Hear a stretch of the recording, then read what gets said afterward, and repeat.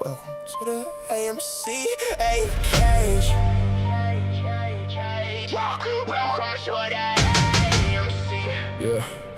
Welcome to the cage. Grab a chair, one share, one ray. You are now locked in with security jam. Watch his golf floors, lies, and fake ass pages. One eye on the cams, one eye on the game. Bad badge on his chest, but the grin ain't tame. Calm on the outside, storm in the frame. Deep in the skull, something shakes them bars. Joker 8 waking up, laughing hard in the dark. Protector of the cage, guardian of the skull. When the bullshit gets sticky, starts losing control. Security James keeps the show on track, but Joker 8 peers last and starts clawing back. This ain't your soft little market recap. This is facts with teeth in a baseball bat. Welcome to the place where the fraud gets named and the fake tough clowns get dragged through flames. Security come, Joker 8 insane. Same damn body, two sides of pain. One ass questions, one breaks chains. One checks numbers, one screams names. Welcome to the AMC APK, where the memes grow teeth and that charts feel strange. We don't bow, we don't break, we engage. Security James with Joker 8 off the chain. Welcome to the family inside this frame, where the market tricks get dragged by name. We break down moves, we step out the haze. Welcome to the AMC. Cage. Lights buzz, screens glow, coffee gone cold. Every candle on that chart got a dirty little soul. Gap up, gap down, head fake trap. Same old bullshit in a brand new head. They paint fear red, they hide it in spreads. They smile on TV while that basement bleeds red. Volume talks dirty, candles leave clues, and we don't chase noise, we interrogate moves. Chaotic queen with the nose to the stare. Cross-exam queen with the smoke in the air. Silver in the notebook, steel in that glare. You melt your weak logic right out of that chair. Crazy angry Matt in the back, arms crossed. Show me the math or shut the hell up, boss. Always got fat, always got smoke. Always 1 second from calling out a Joe. James holds steady, bash to his vest, but Joker 8 coin holds through his chest. One keeps peace when the floor gets loud. One says fuck that, Drag him out now. two versus one mission, one damn goal. Expose the game and protect the soul. One walks the wall, one bites through the rule. One stays calm, one gets cruel. We see the games they play, numbers trapped in a crooked cage. Facts got teeth in this place, and we bite down hard on every fake. They can dress it up clean, call it market design, but bullshit still stinks when it crosses the line. We don't need hopium, we don't need praise. We need receipts, timestamps, filings, and names. Wow, welcome to the AMC APK, where the memes grow teeth and the charts feel strange. We don't bow, we don't break, we engage. Security James with Joker 8 off the chain. Welcome to the family inside this frame, where the market tricks get dragged by name. We break down moves, we step out the haze. Welcome to the AMC. 8 cage. This ain't a circus, this is study hall in hell. Every laugh got a purpose, every joke rings bells. Every dumbass headline, every crooked little spin gets thrown on the board, and we dig right in. No fake preacher talk, no trust me bro. No shiny little puppet with a Wall Street glow. If the numbers don't match, then the mask comes off, and Joker 8 blasts while the room gets soft. James at the can with the plan in his hand. Joker 8 in the shadows like say it again. Quinn got the math, Matt got the math, and the whole damn cage got a memory like rag. Who's scared of the truth, don't step in his ring. If you're ready to learn, pull a chair, let it sting. We don't chase clout, we don't kiss the tape. We watch every move and expose the fake. Welcome to the AMC 8K, where the memes grow teeth and the charts feel strange. We don't bow, we don't break, we engage. Security James with Joker 8 off the chain. Welcome to the family inside this frame, where the market tricks get dragged by name. We break down moves, we step out the haze. Welcome to the AMC. 8 cage. Doors locked, intro done, showtime, throttle spun. James on the mic, you know the one. Rule question everything, trust none. Watch the spreads, watch the tape, watch the clowns, watch the fade. Joker 8 blasting James' face. Now teach these motherfuckers how to spot the bait. Welcome to the cage.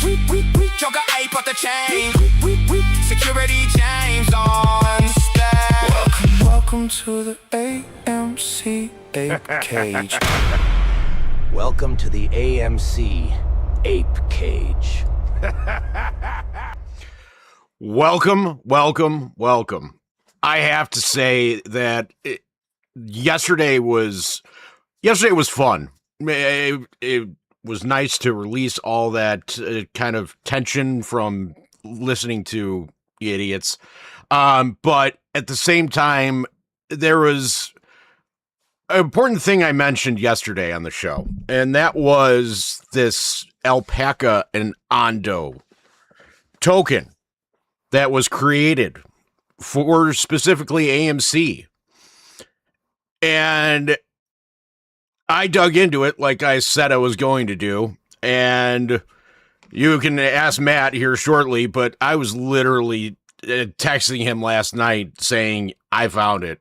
I got through. I'm in the vault. I'm going through all the dirt. It's all here.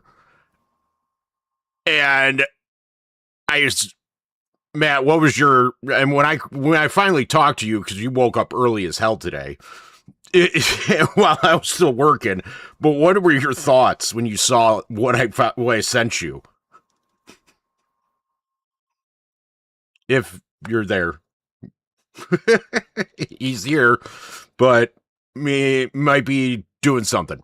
Anywho, I was pissed. I was even saying in my little group message to, AMC Tiago, and there's Jay Birdie that's in there, and Karina, and I'm like, I was animated as shit last night. Because we finally ultimately got the answer that we've kind of knew but didn't know how they did certain things. But now my main prerogative is to make sure that this doesn't happen again. Because ultimately they are trying to crutch, they are trying to hide, they are trying to do whatever they can to make sure that this gets buried under the rug. They can't let this out whatsoever. And it's God, it's fucking awful. So, but there you go. They're working really hard to keep this in wraps. What did you think about when I called you last night and told you about all this? Oh, it's that extra 10% that I didn't even think of from the. Well, I'll let you get into it, but there's that little added bonus understanding that brings it all together. Oh, yeah. But you're like, yeah. After you hear all of it, you're gonna be like, most motherfuckers. This is exactly what you're gonna say. So we're gonna get right into it because there's no point in sugarcoating any of this. So, without further ado, just real quick, if you need your why, here it is. Yeah, this is your why. 100% the why. Hold on one second. Interact, and here we go.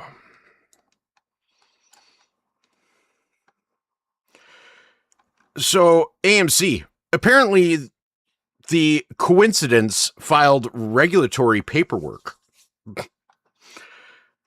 Tonight, I am not presenting another theory constructed from a price chart, a mysterious screenshot, 3 red arrows, and somebody yelling, "Trust me, bro." I'm presenting a documented market structure pathway that was operational during AMC's historical 2021 run. Every major step comes from a public record, the governing FTX and CM Equity product documentations, CM Equity's financials, and the best execution reports, Interactive Brokers Rule 606 routing data. What else? Citadel Securities Rule 605 execution report, and the SEC historical failure to deliver files. Apparently, the coincidence finally made the mistake of filing paperwork. The starting point is simple. FTX offered customers a product whose value followed AMC's stock price. It looked like a tokenized AMC share on the screen, but the governing document describes it as a bilateral cash equity with Yeah, cash settle, or I'm sorry. But the governing document described it as a bilateral, cash-settled, over-the-counter derivative manufactured by CM Equities, with CM Equities acting as the sole counterparty. In plain English, customers were not buying ordinary AMC shares with voting and delivery rights. They were buying contracts tied to AMC's value, and CM Equities was legally responsible for the resulting payment obligation. FTX operated the digital storefront, but CM Equities stood behind the counter. Calling it a tokenized stock was apparently more attractive than saying you bought a private derivative contract tracking a stock you do not actually own.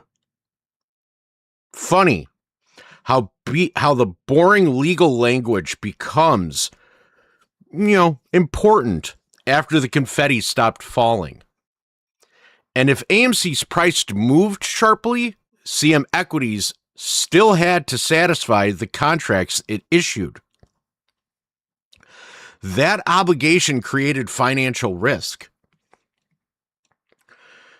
So, as I said, if AMC's price moved sharply, CM Equities still had to satisfy the contracts if it issued. Companies commonly manage that exposure by acquiring assets or derivatives that offset what they may owe customers. This is where the pathway moved beyond speculation. CM Equities 2021 management reporting stated that its trading book increased by roughly 20 million euros, largely because it acquired hedge positions for liabilities arising from the bilateral mass customer contracts. That statement does not identify AMC's individually, but it establishes something critical. CM Equities did not merely possess a theoretical ability to hedge the class of products, it reported maintaining actual hedge positions against these customer liabilities. So if you bought one of these contracts, you had a derivative contract that was going to pay you zero. You would have never gotten a thing. A penny, nothing.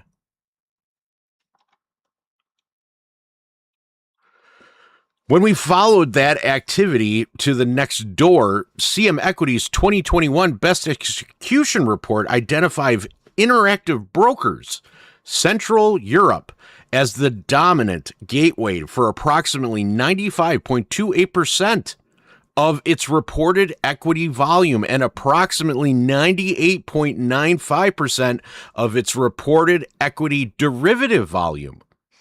That does not prove Interactive Brokers handled those percentages of CM Equities' AMC business specifically. It means that Interactive Brokers overwhelmingly handled CM Equities trading within the relevant reported categories. Now, this was not an obscure side road buried at the bottom of a broker's list. This was the highway. An Interactive Brokers United States Rule 606 report for the second quarter of 2021 identified Citadel Securities under the routing code CDRG as an execution destination for the broad category called Other NMS stocks, which included AMC. Because it was not an S&P 500 security. Because Rule 606 aggregates multiple customers and securities, it cannot tell us whether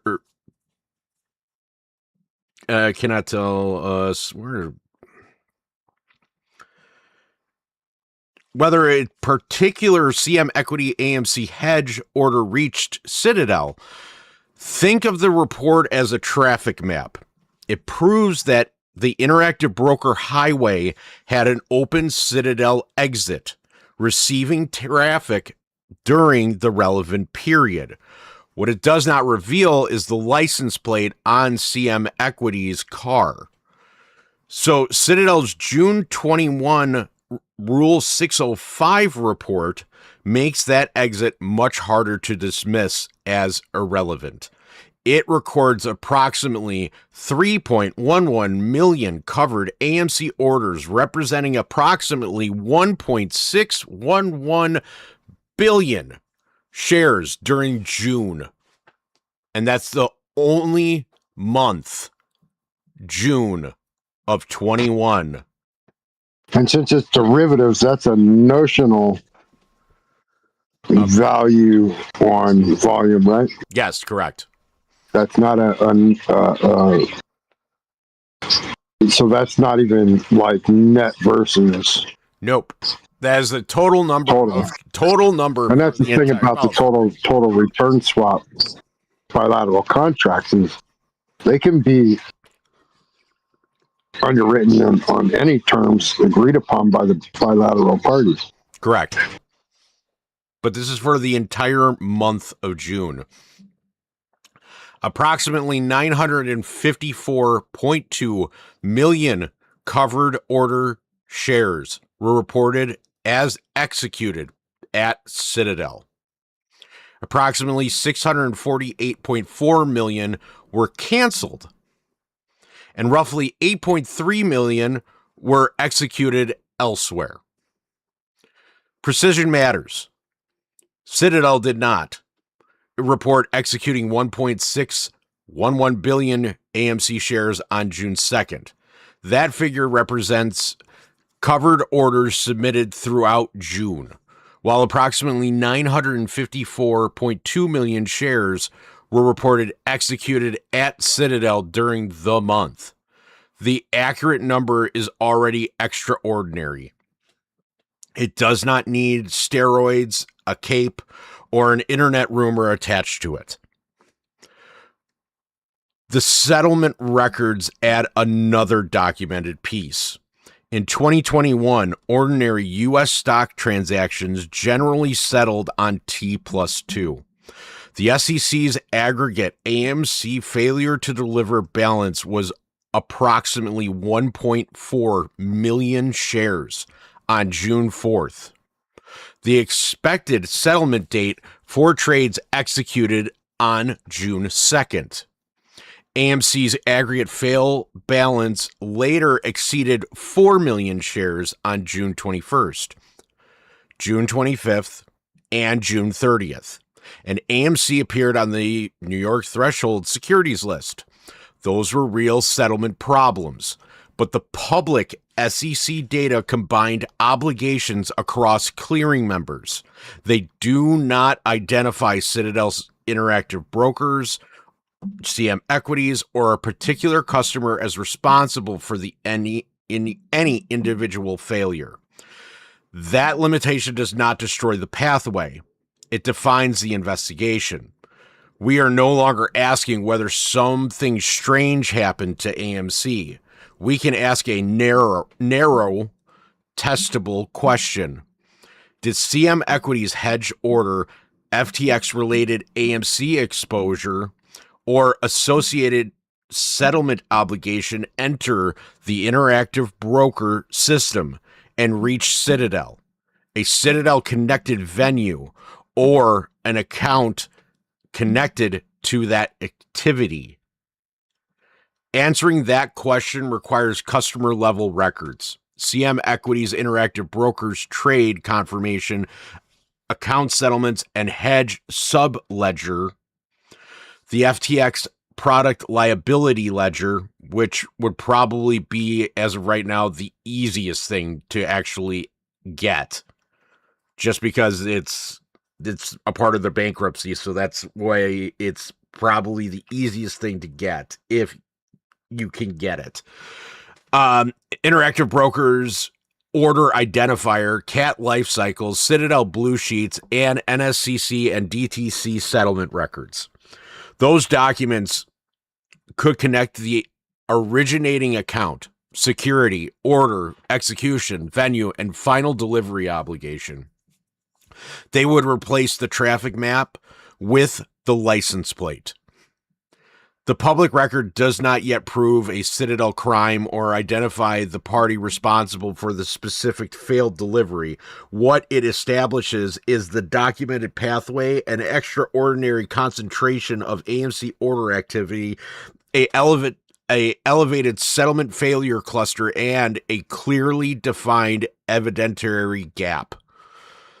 We found the pipe. We identified the door. It passed through it. What remains is the transaction level key showing who opened the final door. To understand why that door matters, we must begin where the obligation began, with the AMC stock FTX market that, according to its own governing paperwork, was not an ordinary AMC share at all.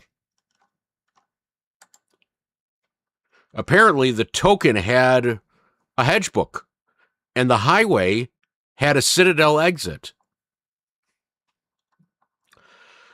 5 evidence upgrades materially narrowed the AMC tokenized equity investigation. The inquiry is no longer whether Citadel name appeared inside the blockchain. The customer-facing token could exist on-chain while the financial exposure was managed off-chain through contracts, brokerage accounts, hedge positions, market makers, and the United States settlement system.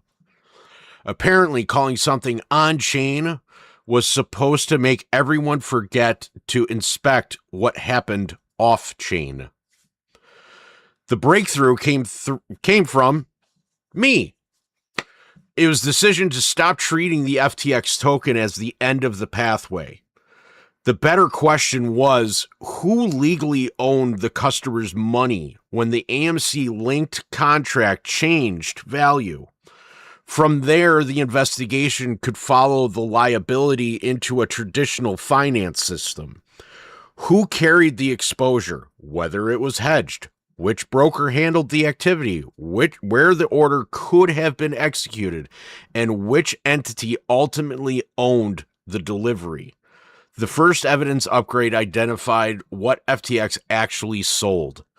The governing FTX and CM equity product document describes the AMC instrument as a bilateral cash-settled over-the-counter derivative manufactured by CM Equities, with CM Equities serving as the sole counterparty. The customer did not own ordinary AMC common stock, receive shareholder rights, or possesses the contractual right to demand delivery of AMC shares. S1, which is citation. Go ahead. So basically, if you were buying AMC in the traditional market, it went through Citadel most likely, and Citadel basically wasn't going to go to the market and get that share, and shares weren't available, and FTDs were flying through the roof. So they basically gave your money to basically facilitate a locate borrow through FTX with CME as the custodian through a derivative future mirror token swap contract. Yes, and the simpler way to explain it, they basically moved your money from your broker to Citadel to FTX to CM Equities in an omnibus broker swap derivative tokenized mirror token. What they did, and just to make this as simple as possible, you walk into a store. Say you walk into the gas station. You're at a BP gas station, but behind the counter of that BP gas station is actually a Marathon employee. You're paying the Marathon employee. And instead of putting gasoline in your tank, they're putting diesel in there. Correct. They're putting water down. They're putting watered down diesel. Correct. Because they can't get it right now. Anyway. So they were out of gasoline, so. Yeah, exactly. Because they're still trying to fight a fake war. But that's the easiest way to put it, is you walked into a gas station that says BP, everything says BP outside, but Marathon is inside taking your money. That's what happened. So FTX displayed facilitated the product, but CM Equities carried the legal payment obligation. The token wore the AMC costume. The derivative contract performed the legal work. That does not prove fraud or establish that the product harmed AMC. It establishes the legal starting point. If AMC's price rose, CM Equities' potential liability could rise with it, creating exposure that required risk management. The second evidence upgrade supports actual hedge activity. A reproduction of CM Equities' 2021 management report states that the trading book increased by approximately 20 million euro, largely because hedge positions were acquired for liabilities arising from that bilateral mass customer contracts. Citation 3. This moves the evidence beyond contractual permission to hedge. CM Equities reported acquiring hedge positions for the class of liabilities. So now you have the costume of the attendant that's in the gas station.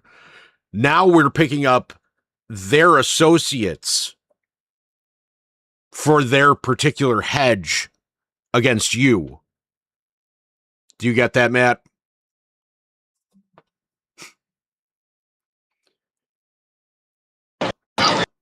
Yeah. Yeah. Sorry, I was in a different. You're good. No, I was just saying that so now what they did is that they started picking up hedge contracts on top of it to hedge against the individual retail investor. All right. That's what a market making bank does, or a prime broker. Correct. So they were basically doing central bank prime broking on a tokenized crypto derivative exposure with CM Equities. So and then when they fucking ran into trouble, they didn't fucking have any of the fucking tokens. Yeah. So this is how to deliver the actual money. The report does not identify the individual security inside that inventory or attribute the full 20 million euro increase to AMC. It also does not reveal whether any AMC related hedge used shares, options, swaps, futures, baskets, or another instrument. A certified Bundeszanger copy. I probably botched that, but that's fine. Reporting support actual hedge activity for bilateral customer liability. While the composition of the hedge remains a transactional level question, apparently the hedge fairy existed. She just kept the account statement.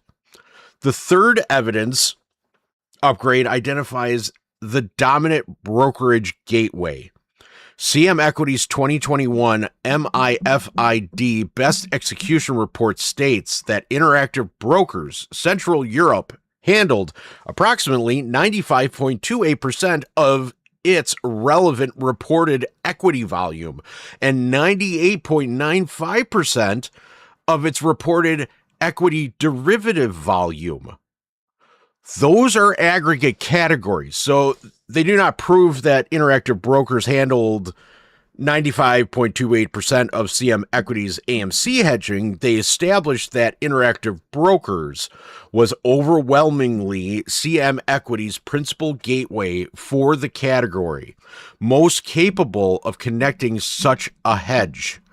This was not a random side street CM Equities might have used once. It was the interstate. The fourth evidence upgrade follows that interstate into the United States routing system. Interactive Brokers second quarter 2021 Rule 606 report lists Citadel Securities identified by routing code CDRG as the execution destination for the aggregate category other NMS stocks. AMC belonged to that category because it was not an S&P 500 security.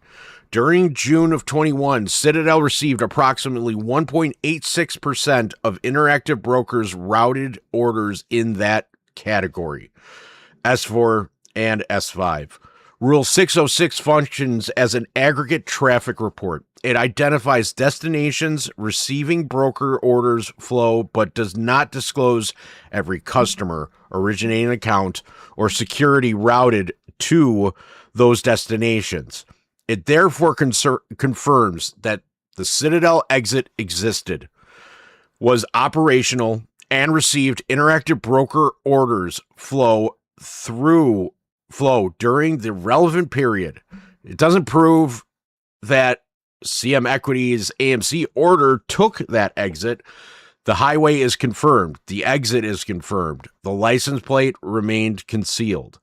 The fifth evidence upgrade establishes Citadel Securities' specific AMC activity.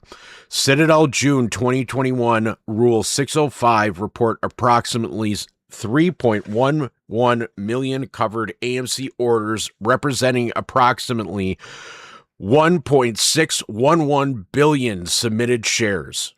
I will read that again. Citadel's June 2021 Rule 605 file reports approximately 3.11 million covered AMC orders representing approximately 1.611 billion submitted shares. Of those, approximately 954.2 million covered ordered shares were executed at Citadel. 648.4 million were canceled, and 8.3 million were executed elsewhere. So, humor me, Matt, real quick. If you have 1.611 billion submitted shares, and Citadel handled approximately 954.2 million, you come out roughly around 600 million, somewhere around there. And Right. But now let's quantify the value and do a split difference on the 72 run up. Yeah. And say that aggregate go with the dilution price of that who was it that got it, Melvin? Yeah. Right? And they got it for what? 28, I think, AMC, or 30. It was 32, I think. AMC, I got anywhere between 30 and 50 some dollars. Correct. On the backside. Yep. And that was approximately 300 million shares combined. Roughly. All right. So let's just say $40 for a round number. Okay. And you're at 600 million shares. 648.4 million were canceled. So that's times 10 times 4. That's 6 billion. That's your whole market cap. 28 billion. Thank you. So you understand that. This was And they never did locate that shit. They just fucking short-sighted the whole way back down to the other side and doubled down and got the money from the Fed to do it. But hey, I'm just speculating. Yeah, but that's where you want to know how they did it. That's how they did it. And they kept the fucking money because they did it on a notional derivative value. Correct. Which is what? Well, at that point, it was probably pretty high. Oh, huge. Given the volatility. Huge. So, but if you were to take the numbers that we currently have right now, so we have 1.611 billion submitted shares, 648.4 were canceled. Then you have 954 that were submitted to Citadel that they ran. And how much of that do you think was exercised options on retail side that were supposed to be forced delivery, locate, lit market? Oh, I guarantee you 60% of those were probably ATS'd or off market. Don't worry, we're going to show you. We're going to show you something that you're just going to be absolutely sick to your stomach about. But that's how they keep their money. You know what else I figured out while you were talking? People forget about this, but times were different than regulation-wise. Oh, sure were. And there was what, a 90-day reporting window? Yep. People forget January was January 28th. Yeah. Not January. January 28th. So let's just say February. March, April, May, June was June 2nd. Let's just say May. Yeah. You know what that is? No, go ahead. 90 days. That's funny. And you have the numbers from the January. Yeah, I have all of them. AMC. Yeah, I have all of them. Actually, let me rephrase that. We have all of them because I have it on the website. So this way it can actually be reported on correctly. Because here's the one thing. They want this as an afterthought. Now, my other question, was there a similar mechanism in place post the FTX collapse that would have been able to use the same methodology, the same pathways, the same highway after post the Ape Equity split it and the RSM thereof? So you will learn because, mind you, you already established that these pathways were actually business connections were already established prior to 2017, 2015. 15 is the earliest. I'm going to go over all that. So I hate to leave you with a cliffhanger here, buddy, but I'm going to. Yep, go ahead. Those numbers cover the entire month of June, not June 2nd alone. They are not a count of unique AMC shares or proof that every submitted share created a new economic position. Orders can be canceled, replaced, or routed elsewhere. Rule 605 also does not identify the customer's originating brokers, order direction, beneficial owners, hedging purpose, or trader's intent. What it establishes is something substantial. Citadel possessed the infrastructure and actual AMC activity necessary to process enormous covered order volume during the month of under investigation. The report identifies AMC but cannot identify CM Equities or FTX. Apparently, the public may learn that nearly 1 billion covered orders shares were executed at Citadel. But asking whose orders they were is where the curtains suddenly close. Settlement evidence adds the final public layer. In 21, ordinary United States equity trades generally settled on T+2, meaning trades executed Wednesday, June 2nd, would settle on Friday, June 4th. The SEC reported approximately 1.4 million aggregate AMC failure to delivers on June 4th. AMC's aggregate fail balance later exceeded 4 million shares on June 21st, June 25th, and June 30th. And AMC appeared on the New York Threshold Securities list then. And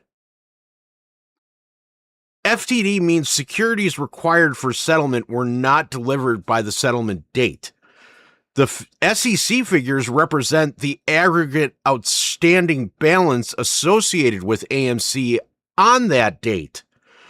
It is not necessarily the number of new failures created that day and does not identify the clearing member, customer, or originating transaction.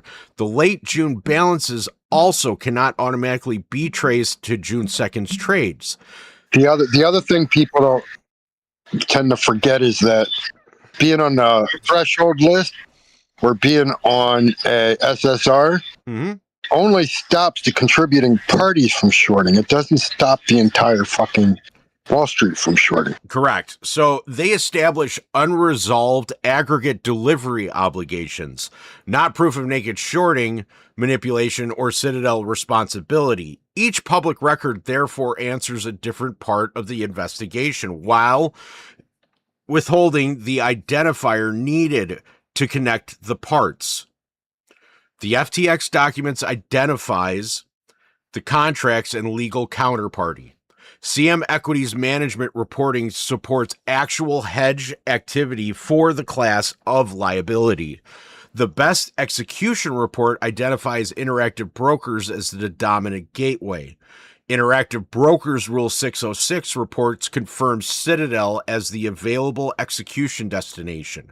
Citadel Rule 605 report establishes the enormous security-specific AMC footprint. And the SEC's FTD data documents the settlement stress. What remains missing is a customer-level key connecting the CM Equities account to the particular AMC hedge order, an Interactive Broker routing decision, a Citadel execution, and final NSCC and DTC delivery obligation. Visual 1 shows both the pathway, the evidence, now establishes, and the exact link the public record still cannot prove. And correct me if I'm wrong. Such actions of moving omnibus value for shares purchased into an offshore crypto derivative custodian as an omnibus cash custodian was not legal within your jurisdiction, which is why it had to be offshore. Correct.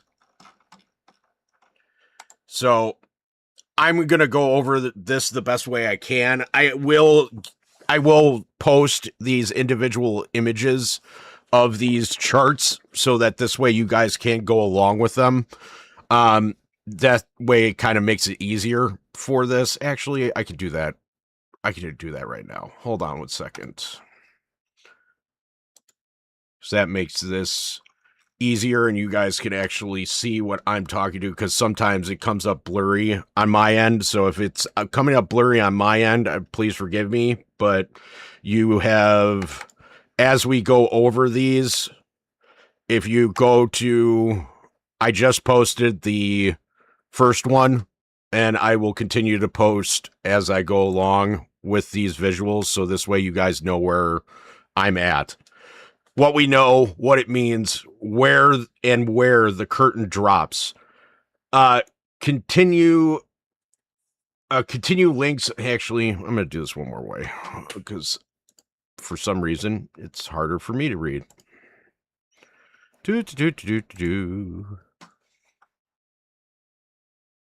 Thank God I came prepared. Well, I usually do. Here we go. It confirms facts, strong leads, unproven conclusions are not the same thing. This visual keeps the records in their proper lanes. So the way this works is that you have the contract, the hedge, the broker, the routing, execution, the settlement. Each one is labeled where they should be going based upon color. So contract is red, hedge is gold, broker is turquoise, routing is blue, execution purple, settlement orange. Confirmed.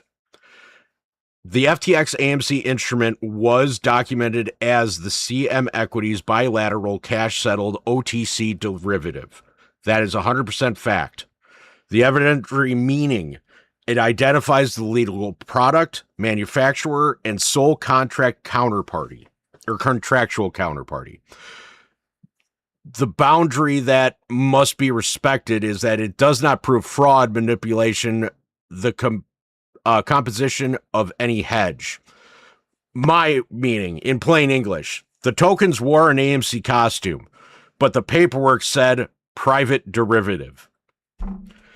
The reported authenticated upgrade requirement. CM Equity's 2021 management report states that the hedge positions were acquired for bilateral customer liabilities and trading book increases by approximately 20 million euro. The meaning supports actual hedge activity rather than mere authority or capacity. The boundary does not identify AMC specific positions required certified Bundensanger copy. My meaning, apparently liabilities did not hedge themselves after all. Confirmed aggregate disclosure. Interactive Brokers Central Europe handled approximately 95.28% of the equities volume and 98.95% of equity derivative volume. Identifies Interactive Brokers as dominant execution gateway. The boundary does not isolate AMC specifically. My meaning, Interactive Brokers was the interstate. In other words, they were the drug mule. Here's simple things we know. Institutions don't use payment for order flow. No. What percent of Citadel's business is payment for order flow? All of it? Which means everything that we're talking about is retail orders. Correct. What were the top value investment For them. stocks that retail was pumping their money into in 21? And everybody's getting an eighth of a penny. And it all went through Citadel. Yep. That's a no-brainer. I can say that with ease and not even worry about it being wrong because the SEC disclosed all that itself. Correct. Citadel admits all that itself. So there's your path. Yep. Confirmed routing relationships. Citadel CDRG listed as destination for other NMS stocks. 1.86% of routed orders. Confirmed Citadel operational IBKR destination. Does not identify CM equities or AMC orders. The exit existed, but the license plate, it's hidden. And for reasons. I guarantee you why that it's hidden, because that's who did it. And who's Citadel's favorite fucking exchange to broker through? Robinhood. Or not broker, but exchange to move. Well, I mean, order flow. There's two of them. I believe one had to have been Apex. The other one had to have been Miami X. That's what I honestly believe. Yep. Apex would have been the omnibus source. Yeah, but it makes on the DTC certificate order. It still makes sense, but it still makes sense for Apex, right? And they go through MyXY because they can hide it offshore. Because it's a quick link to fucking Bermuda and offshore, everything offshore, Cayman Islands, Brazil, Europe, wherever they everything that's even out of the Euronext window. Yep, everything they need to hide goes right through there. Confirmed settlement condition: AMC FTD balance exceeded 4 million shares on multiple June dates. Shows unresolved settlement obligations. The boundary does not identify a responsible party. My thoughts: the delivery was late, but the sender is redacted.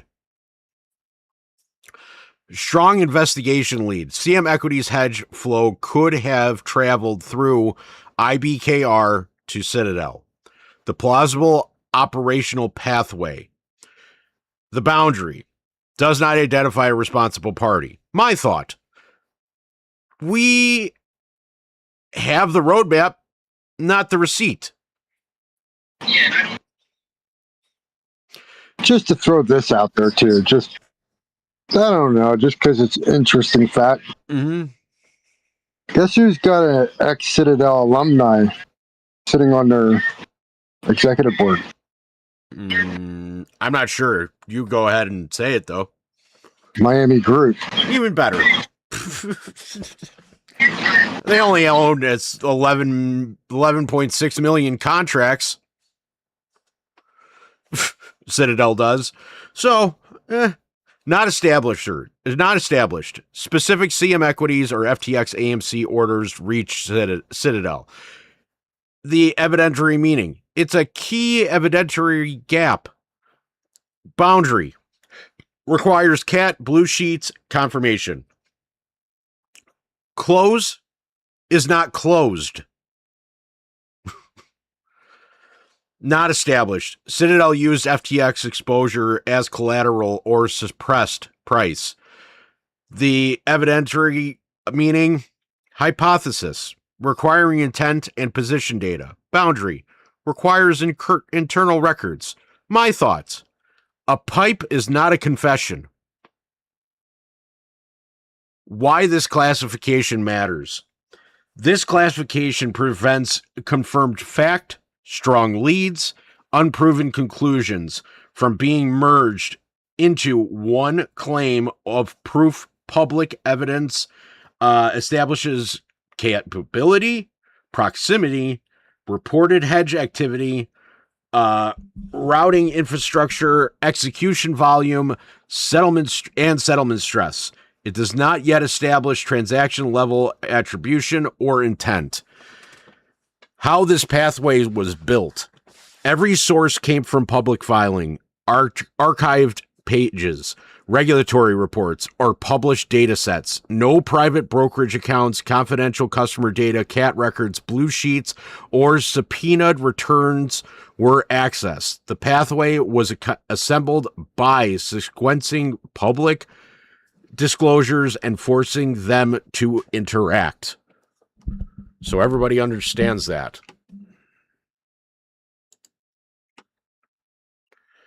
And that's coming up here shortly. So we All right. Before you go into the next one, yeah, go ahead. I pulled up that alumni. Go ahead. The individual matching the description of an ex-Citadel alumni now sitting on Miami Group's executive board is Troy King, who serves as the president of the Minneapolis Grain Exchange, MJEX, and CEO of Max Futures under the parent exchange operator, Miami International Holdings, or MIAX. Mm-hmm. Before transitioning into his current executive leadership role, Miami-based Exchange Group, Kane spent years as an executive at Citadel Securities. Background served as a prominent executive in market structures and trading operations at Citadel Securities.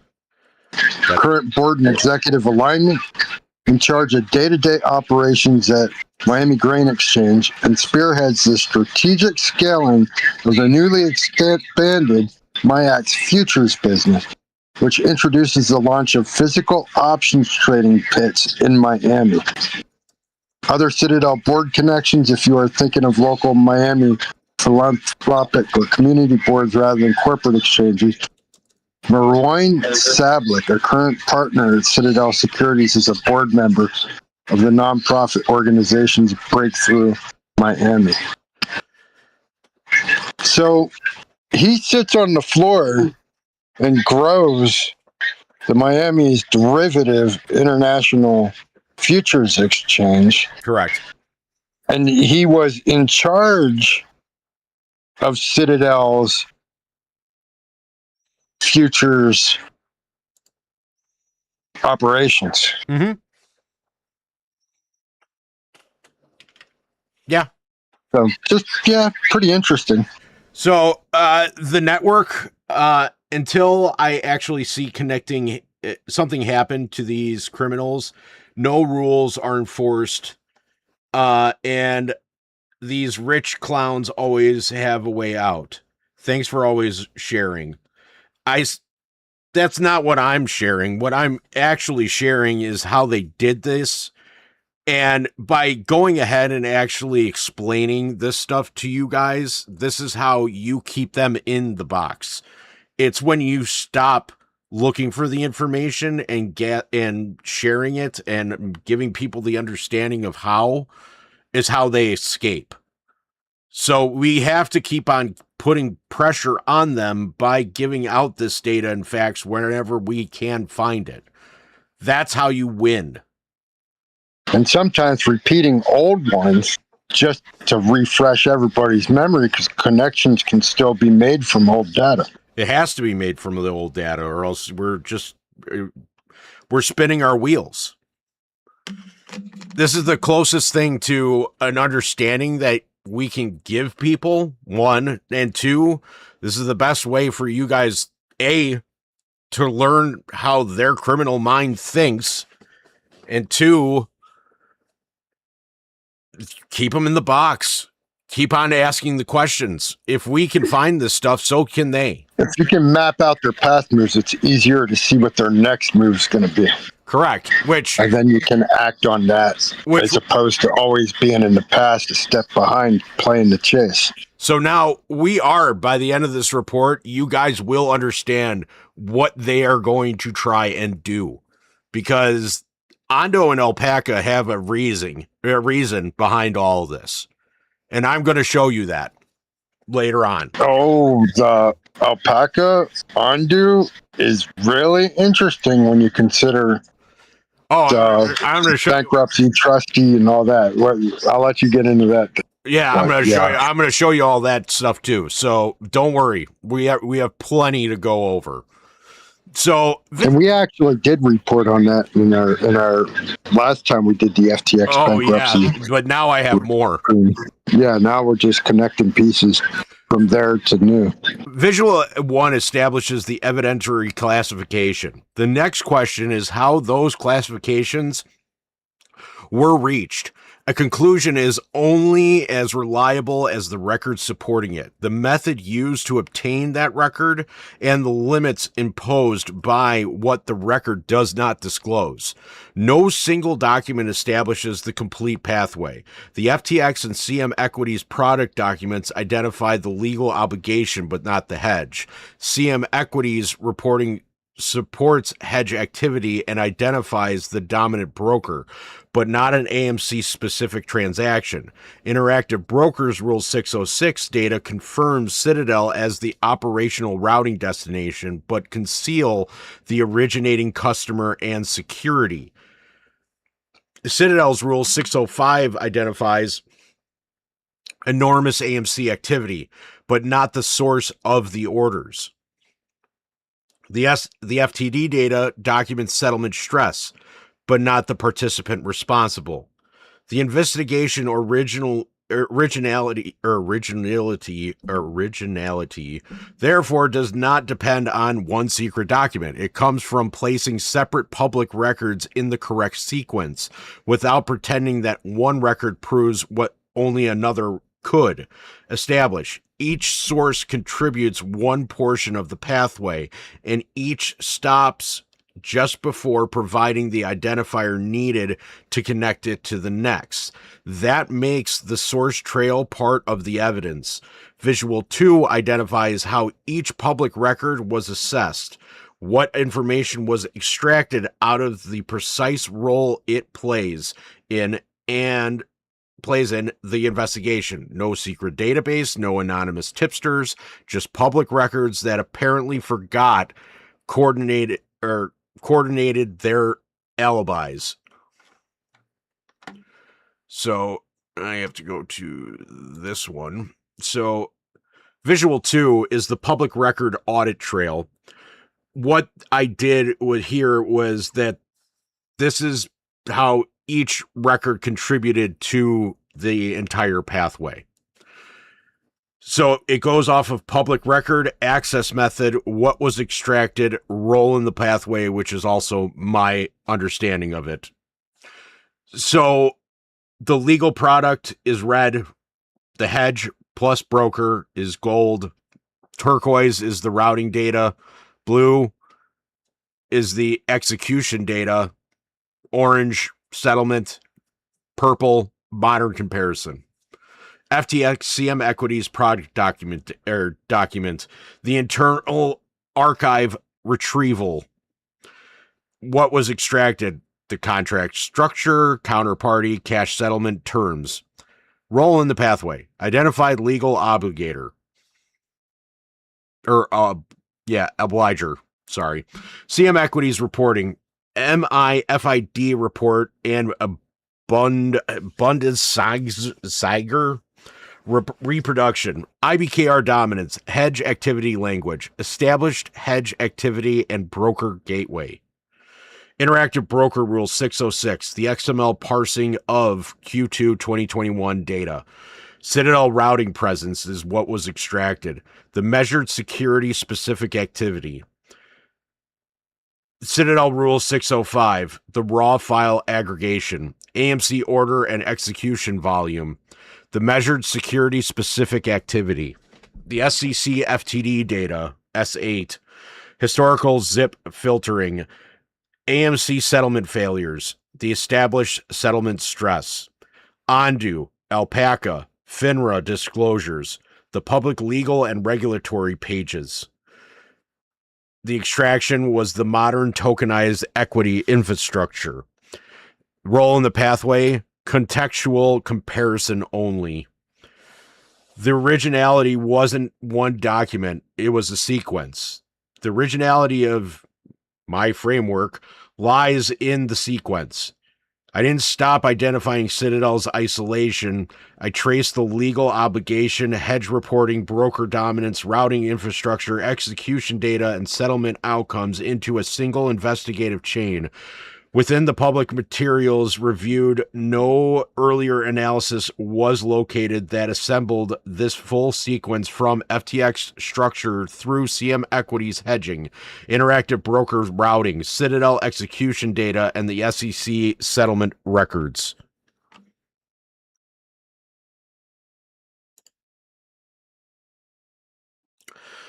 The modern Ondu Alpaca Citadel related environment remains a separate comparison. We will go over that later on. It may demonstrate how tokenized equities interact with regulated brokerage, execution, and settlement infrastructure today. It does not retroactively prove what occurred in 21. The 21 allegations must stand or fall on 21 records. The central investigation question can now be stated precisely. Can a CM Equities originating account, an FTX-related AMC liability, or a corresponding hedge instruction be connected through interactive broker order identifiers to Citadel execution and then to the NSCC or DTC settlement entry? That question is answerable with the right record. A CM equity trade confirmation or account statement, a CAT order lifecycle, a regulatory blue sheet, or a clearing record could complete the chain. Those records are not public, and those reports does not claim access to them. The public evidence establishes the architecture, not the final transaction level linkage. We found the manufacturer. We found the legal liability. We found the reported hedge activity. We found the dominant broker. We found the routing exit. We found the Citadel AMC execution footprint. We found the settlement stress. What remains is the customer level key that turns the document structure into attribution. With the pathway mapped and the evidentiary boundaries clearly marked, the investigation now moves from architecture to traffic. Citadel's June 21 AMC covered order footprint, the T+2 settlement cycles, the failure to deliver cluster, and the chronology of that only transaction level records can fully resolve. Apparently, the token did not teleport. The 2021 operational pathway. The public evidence supports a 6-stage operational pathway connecting FTX customer-facing AMC products to the traditional financial infrastructure capable of hedging, executing, and settling resulting exposure. The pathway runs from FTX to CM Equities, from CM Equities reported hedge activity to Interactive Brokers, from Interactive Brokers to the United States routing environment that included Citadel, and finally the clearing and settlement systems operated by the NSCC, DTC, or OCC. Each connection is supported by a public record. What remains unverified is the final customer and order level bridge connecting specific CM Equity AMC hedge instructions to an interactive broker order, a Citadel execution, and a corresponding settlement entry. That distinction matters, because this report is not claiming that an FTX token magically transformed itself into an AMC order and parachuted directly into Citadel's system. Financial obligations do not teleport just because somebody prints blockchain on the brochure. Every stage performed a different function, generated different records, and left behind different identifiers.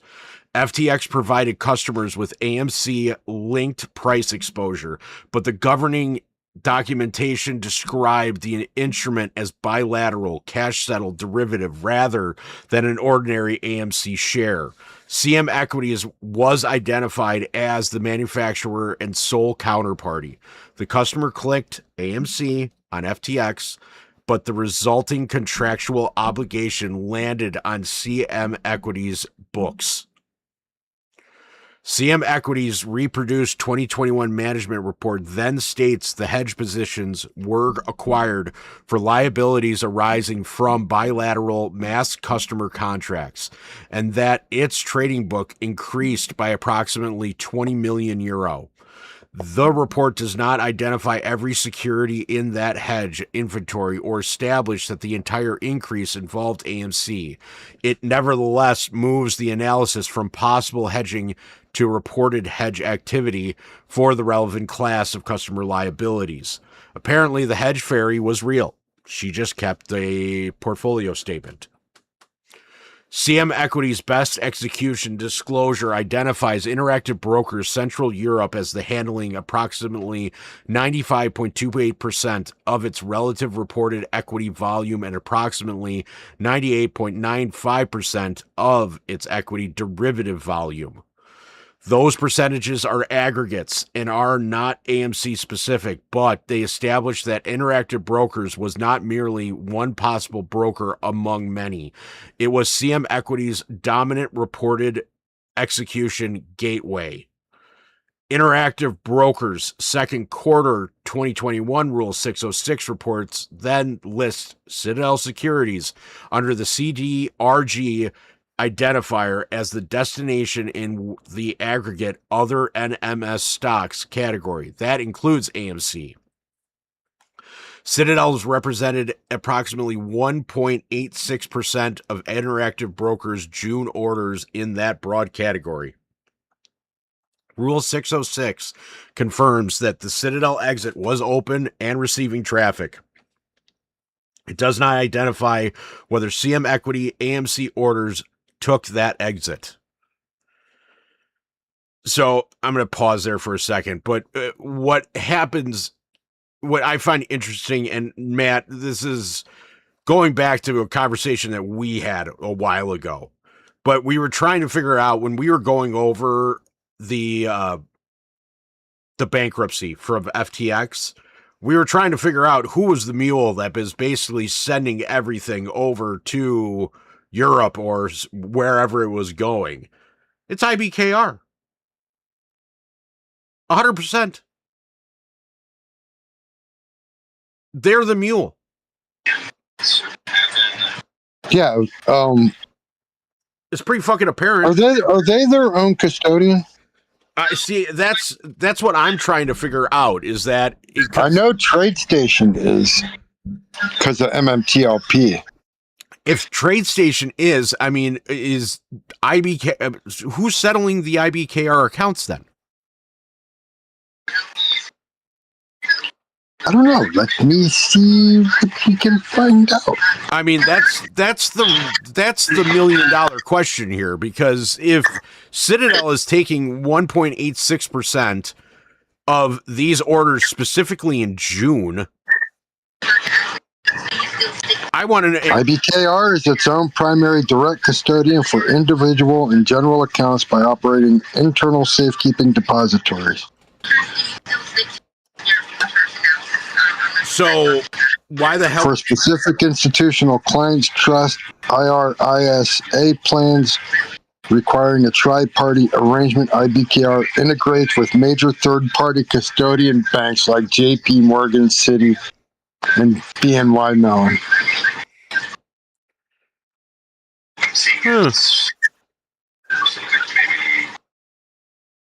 So,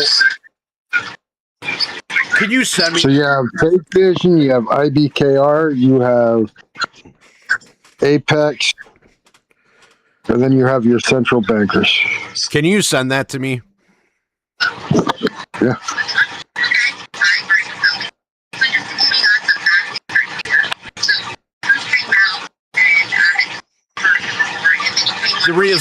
Message or DM? It doesn't matter. Either one's fine, because I won't be able to get to it after. I can send it DM, so we'll do that. That's fine. And the links are in Google search. The only reason I want it is just because then I can go ahead and I can hopefully map specific transactions based upon that. So that would be huge. Citadel's separate. Yeah, so direct custody for standard retail and U.S. market accounts, securities are held directly through Interactive Brokers depository setup, such as the DTC in the United States. Okay. All right, that works. Citadel's separate Rule 605 reports adds security-specific evidence. Citadel reported approximately 3.11 million covered AMC orders, representing approximately 1.611 billion submitted shares during June 21, with approximately 954.2 million covered order shares reported as executed at Citadel. Those figures establish extraordinary AMC activity and execution capacity. They do not reveal the customer's originating brokers, or the order purpose, or beneficial owner. The final stage is clearing and settlement. Eligible equity trades generally cleared through NSCC netting infrastructure, while the resulting movement of securities occurred through DTC. Listed options clear through OCC, which trail matters depends on the hedge instrument. Physical AMC share points towards NSCC and DTC, while listed AMC options point towards OCC and related exercise or alignment or assignment records. What's up, Matt? Oh, sorry, nothing. Okay. This is therefore more than a collection of companies standing in the same financial neighborhood. The legal obligation existed. Hedge activity for the relevant liability class was reported. Interactive Brokers dominated CM Equity's relevant execution categories. Citadel was available Interactive Brokers destination and separately handled extraordinary AMC covered order volume. The system capable of recording the resulting settlement activity are identifiable. What the public evidence does not yet provide is the transaction level key, the CM Equities account, security level hedge position, parent and child order IDs, execution MPID, CAT lifecycle, blue sheet entry, and corresponding NSCC, DTC, or OCC records. Rule 606 shows the available exits. Rule 605 shows AMC traffic at Citadel. Neither publishes the license plate of the specific order being investigated. Visual 3 maps The 6th documented stage identifies the unresolved evidence at every door and shows why the remaining gap is no longer another theory. It is one missing transaction identifier.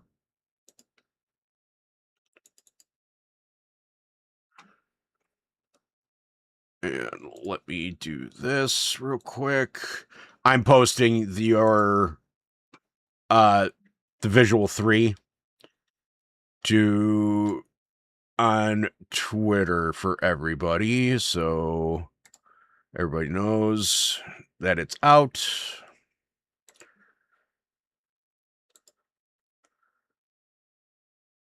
Tweets, visuals. And just to reiterate, your data from the last call basically showed that January was more significant in share execution fail to deliver or order flow and by value and volume. Correct. In GameStop by like 300%. Yep. So when I say handled retail order flow, and where was the order flow at the time coming from and going into, supposed to be going into, everything points to AMC. Yep. So 6 confirmed, but it's all one key. It's one identifier that we're missing, and that's the culprit. So this is 6 confirmed doors, 1 missing key. The architecture is documented. The final customer and order level bridge is not.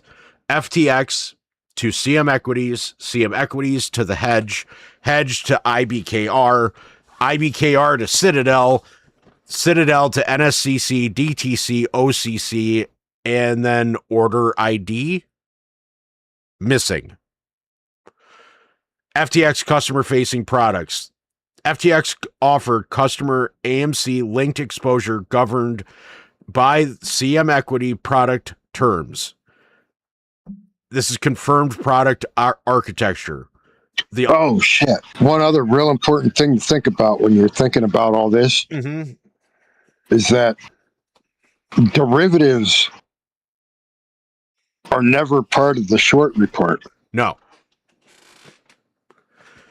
You can't find them. Swaps and derivatives and now options, yes. Lit options, yes. They're reported. But bilateral swap arrangements and total return derivative swaps, they don't have any to. sort of tokenized offshore swaps, they're not reported on any of the regulatory short reporting regulations. They don't have to.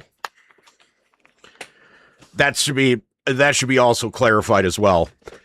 On any bilateral agreement, they do not. So the numbers we have aren't even including this one. Correct, because that I don't have the order ID to actually pinpoint it. If I had the order ID, then this wouldn't be an issue. So with FTX, the customer identifier, position size, trade date, and instructions. Plain English translation. The customer clicked AMC, but the screen did not hand over an ordinary AMC share. CM Equity liability. CM Equities was the manufacturer and sole counterparty to the cash-settled derivative. Confirmed legal obligation. Outstanding contract liability size and daily exposure is the unsolved element. FTX ran the counter. CM Equities received the bill. Hedge inventory. CM Equities reproduced management reports states that the hedge positions were acquired for bilateral customer liabilities. Reported activity, certified filing required. Unresolved element, whether the hedge included AMC shares, options, swaps, baskets, or substitutes. In other words, the hedge existed. The ingredient list remains locked in the kitchen. Brokerage gateway. Interactive brokers To Citadel Securities, approximately 95.28% of the relevant equity volume and 98.95% of the equity derivative volume. The evidence status is confirmed aggregate disclosure. The unresolved element is CM Equity's account statement, trade confirmations, and order blotter. In other words, Interactive Brokers was not a back road. It was the interstate. United States execution. Interactive Brokers listed Citadel's CDRG as the aggregate destination. Citadel separately reported extraordinary AMC activity in June of 21. This is confirmed infrastructure and security activity. Unresolved is whether the specific CM Equities or AMC order was included in the aggregate flow. In other words, Citadel exit was open and AMC traffic was enormous. We still need the toll receipt. Clearing and settlement. The eligible equity trades clear through the NSCC and settle through DTC. Listed option clear through OCC. The evidence status is confirmed market infrastructure. The unresolved element is the clearing member number, CNS position, delivery movement, stock loan activity, and option record. We know where the package would be processed. We need the tracking number. The final missing bridge. No public record currently joins all 6 stages through one customer and order identifier. We have not established any evidence status. The unresolved element, originating account, parent and child order ID, MPID, CAT lifecycle, blue sheet, and settlement entry. We found every door. The missing key is the transaction identifier, not another theory. Why this is more than a list of names. The AMC derivative placed contractual responsibility on CM Equities. CM Equities reported hedge activity for the same class of bilateral customer liabilities. Interactive Brokers handled almost all relevant reported execution volume. Citadel was available destination and separately reported extraordinary AMC activity. NSCC, DTCC, and the OCC provide the system capable of recording and the resulting clearing and settlement trail. Is this a good time for me to take a dum-dum break? What's your dum-dum? I'm going to nominate myself as dum-dum of the fucking week because since 2022, I've been touting almost this exact structure, but Dum Me was basically saying they were using options for call exercising future deliveries on imbalance obligations on lit market retail order flow. And then through the exemption status of that delivery, we're creating obligation clearances offshore through total return swap equivalents of that obligation delivery volume.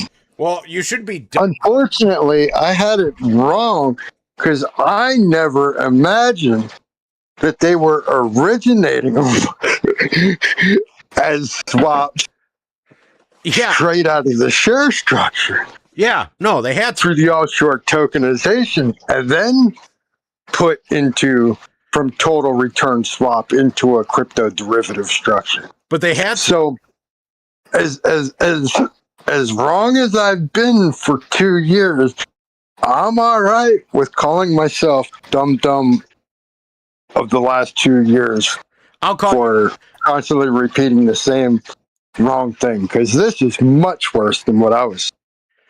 They needed the originating share. That is the biggest problem. So because they did not have that originating share, this is what they had to come up with. Yeah, and that's why I thought that they were just buying call options using a future delivery as a borrow locate, and then when the execution for delivery couldn't go through past the exemption status, then doing an offshore swap exchange of that exposure to keep it off the FTD list. But now apparently not. I was wrong. Hey, guess what? You were happy that you should be happy that you're wrong. That's what I mean. I'm like laughing because I'm a dum-dum for not thinking, well, why wouldn't they just go straight to swap contracts right off the fucking share and then do the derivative side on the tokenized mirror token offshore once it gets there? Oh, dumb me, didn't think of that, because that's fucking insane. Well, this makes the problem that much worse. Who do they think they're using the token AMC to short the OG share?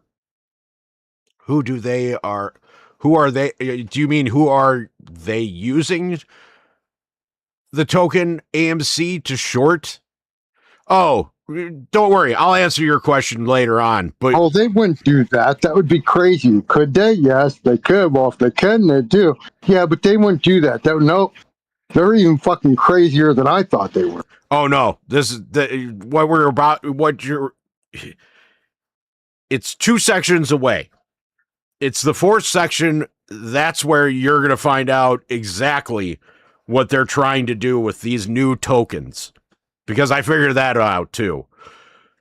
Visual 3 does not show 6 random names occupying the same financial neighborhood. It shows 6 distinct functions within a potential transaction lifecycle: customer exposure, legal liability, hedge inventory, brokerage access, execution and settlement. Each stage is supported by the public record. What remains missing is the identifier connecting one specific transaction across all 6 stages. That is where the public disclosure reaches their limit. Interactive Brokers Rule 606 reports the aggregate routing across customers and securities.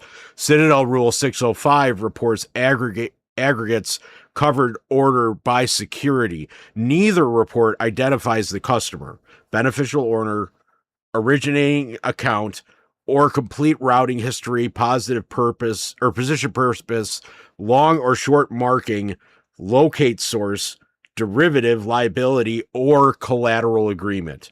Matching those reports establishes that the pathway was operational. It cannot manufacture a customer identifier that neither report contains. 2 aggregate reports do not become transaction level evidence simply because their dates and entities align. A percentage cannot be cross-examined, and then aggregate total cannot testify about the submitted a particular order, or who submitted a particular order. The record capable of closing the gap are identifiable. A CM Equities Interactive Brokers trade confirmation could reveal AMC, the originating account, the side, quantity, submission time, and execution venue. A parent and child order history could show whether a larger hedge instruction was divided and routed to multiple destinations. A CAT life cycle could connect the order's origination, modification, routing, and execution. A blue sheet response could identify the account and transaction. NSCC records could identify the clearing member and CNS position, while DTC records could show the corresponding securities movement. If listed options were involved, the OCC record could identify the contracts, exercises, and the assignment. That is the honest evidentiary position. The pathway is documented. The contractual liability existed. Hedge activity was reported for the relevant case of customer obligation. Interactive Brokers was the dominant gateway. Citadel was the available destination and the separately reported extraordinary AMC activity. The necessary clearing and settlement systems were operational. What remains missing is the originating account, order identifier, execution NPID, and clearing entry that would transform an operational pathway into an attributed transaction. Wall Street may call that a limitation. This report calls it a very specific record request. With the six-stage architecture established, the next section leaves the map behind and examines the traffic itself. Citadel's June 21 AMC covered order totals, the T+2 settlement calendar, the failure to deliver cluster, and the dates that transaction level records must finally explain.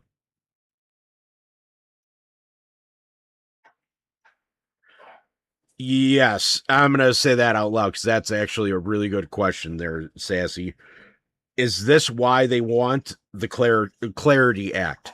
To make tokens okay to short stocks like AMC and all heavily shorted stocks. Yes. It gives 100%. 100 And it also allows them to mint tokens out of against thin air. off-balance volumes for term for unwind. You could also mint them out of thin air. Yeah, they can mint them and then burn them as needed. So this way, all the evidence and all the proof is basically not in the public eye. So it's controlling your money in a sense. Apparently, the calendar forgot to name the defendants: AMC Price, FTDs, and the T+2 settlement trail.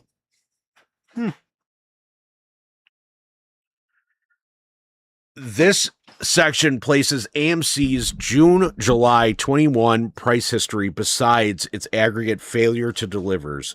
The T+2 settlement calendar and regulation shows closeout requirement. The date establishes sequence, overlap, and investigative relevance. They do not identify the clearing member, broker, customer, or transaction responsible for failed delivery. Apparently, the calendar agreed to testify but refused to name the defendant. All prices and shares quantities use AMC pre-reverse split 21 basis. The SEC figures represent aggregates, NSCC continued net settlement, FTD balances associated with AMC on each settlement date. They are not counts of newly failed trades. They are not cumulative totals, and they are not Citadel specific. The public data also do not reveal whether the failed originated from a long sale, short sale, market-making activity, delayed customer delivery, an unavailable borrow, or another settlement problem. That limitation does not make the figures meaningless. Millions of unresolved shares document substantial settlement stress and identify dates that deserve reconstruction through member level and transaction level records. The limitation is attribution, not relevance. The chronology begins on May 28th, 2021, when CM Equity's AMC product document establishes the FTX-linked instrument as a bilateral cash-settled derivative. It does not disclose the number of customer contracts, an AMC hedge position, or where any hedge orders were executed. May 28th is therefore the contractual anchor, not proof of a particular trade. On June 1st, AMC closed at $32.04 with 1,799,143 aggregate FTDs. AMC also issued 8.5 million shares to Mudrick Capital, creating legitimate new supply and settlement activity that must be included in any reconstruction. On June 2nd, AMC reached $72.62 intraday and closed at $62.55, approximately 95.2% above the previous close. The aggregate FTD balance was 1,259,609 shares. On June 3, AMC completed an 11.55 million share at the market offering at the average price of $50.85, raising approximately $587.3 million. The same settlement date carried 5,448,460 aggregate FTDs, the largest balance in this selected chronological, whatever. That overlap is significant, but it does not prove that the 8 at the market caused the failure or that any particular market maker carried them. Besides, and because of, remain different phrases, even on Wall Street. June 4th was the ordinary T+2 settlement date for June 2nd trades. AMC closed at $47.91 with 1,402,677 aggregate FTDs. That balance cannot be assigned exclusively to June 2nd because it could contain orders unresolved obligations, new failures, and positions resolved through delivery, borrowing, purchases, or netting. The public file does not disclose the age or origin of each fail obligation. Settlement pressure returned later in June. Aggregate FTDs rose from 2,333,859 shares on June 18th to 4,053,113 on June 21st, 4,419,417 on June 25th, while AMC continued trading above $54. AMC also appeared on the New York Threshold Securities List. The threshold status confirms persistent settlement failures sufficient to meet Regulation Show criteria, but it does not identify the responsible participant or automatically prove abusive naked short selling. A participant level fail persisting for 13 consecutive settlement days can trigger Rule 203B, paragraph C or 3, additional closeout requirements, but determining whether that occurred requires records unavailable in the public aggregate file. Fails remain above 4 million on June 30th and above 3.5 million on July 1st before collapsing to 41,296 on July 6th and 9,058 on July 7th. July 6th was exactly 34 calendar days after June 2nd AMC closeout at $49.96, which was a 20.1% below the June 2nd close and 31.2% below its intraday high. AMC had been cut in half within 34 days. The first close below half of the June 2nd intraday high occurred on July 14th when AMC closed at $33.43. That was a decline by 46.6% from the June 2nd close and 54% from the intraday high, occurring 42 calendar days later. The actual decline was already severe. It does not need an incorrect timeline glued to it with ape strength duct tape. With Visual 4 places these contractual corporate price and settlement events on the same calendar. It shows what overlapped, what followed what, and where the public evidence stops. And let me go back to X real quick. Here we are. And we are going to post. And here is Visual 4 for everybody.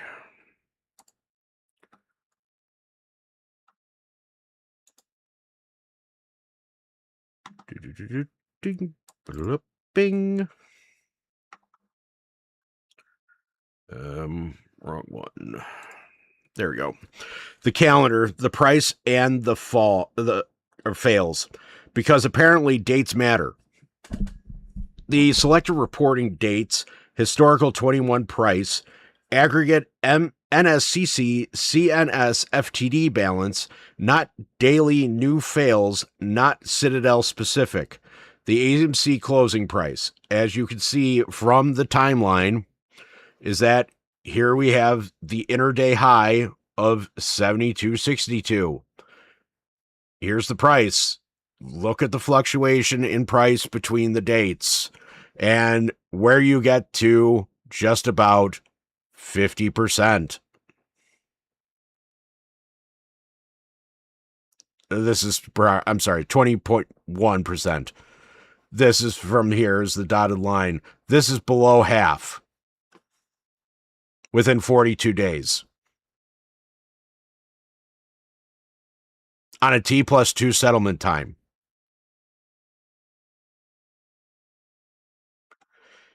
Below is the aggregate failure to deliver balance. These are your FTDs per these specific pricing days. These are the threshold days in your gold. This is the start. The timeline establishes extreme price activity and a substantial aggregate FTD cluster overlapped during June 21. The overlap makes transaction level reconstruction necessary. What it does not establish. The SEC series does not identify a failing member, broker, customer, or cause. Aggregate developed cannot prove that FTDs caused the price decline. The correct price claim. AMC's first close below half of its $72.62 June 2nd intraday peak on July 14th, 42 calendar days later. July 6th was down 20.1% from June 2nd close, not 50%. So you guys can all look at that one.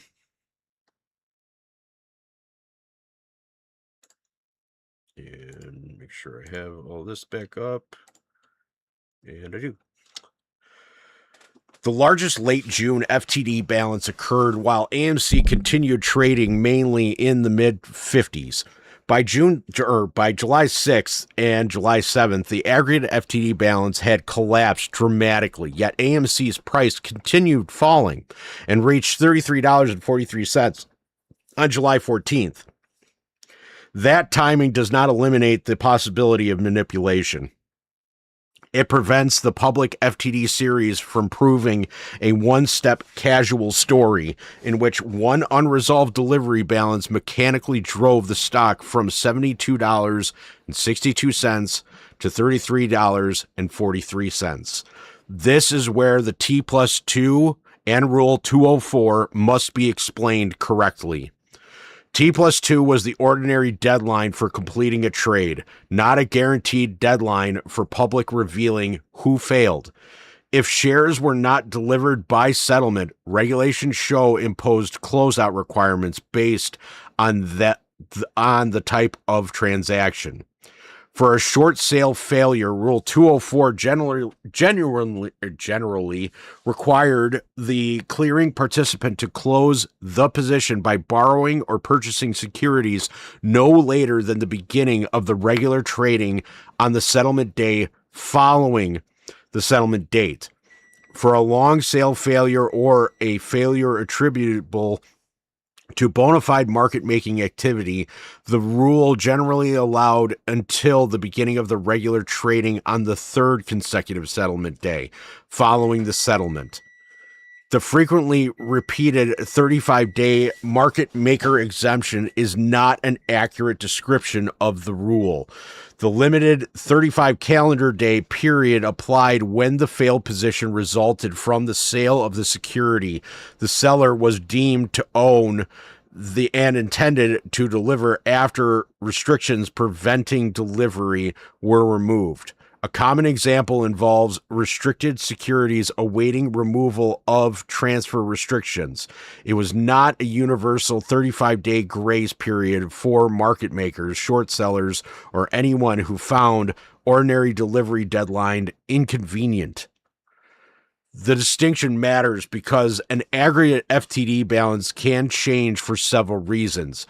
Older obligations may be delivered or closed. New failures may enter the balance. Transactions can be netted through CNS.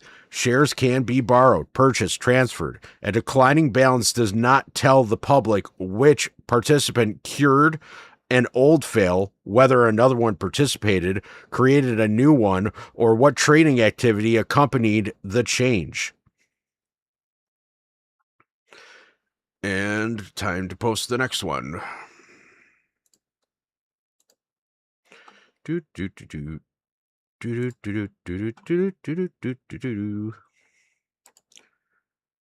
And we are at there. And poop.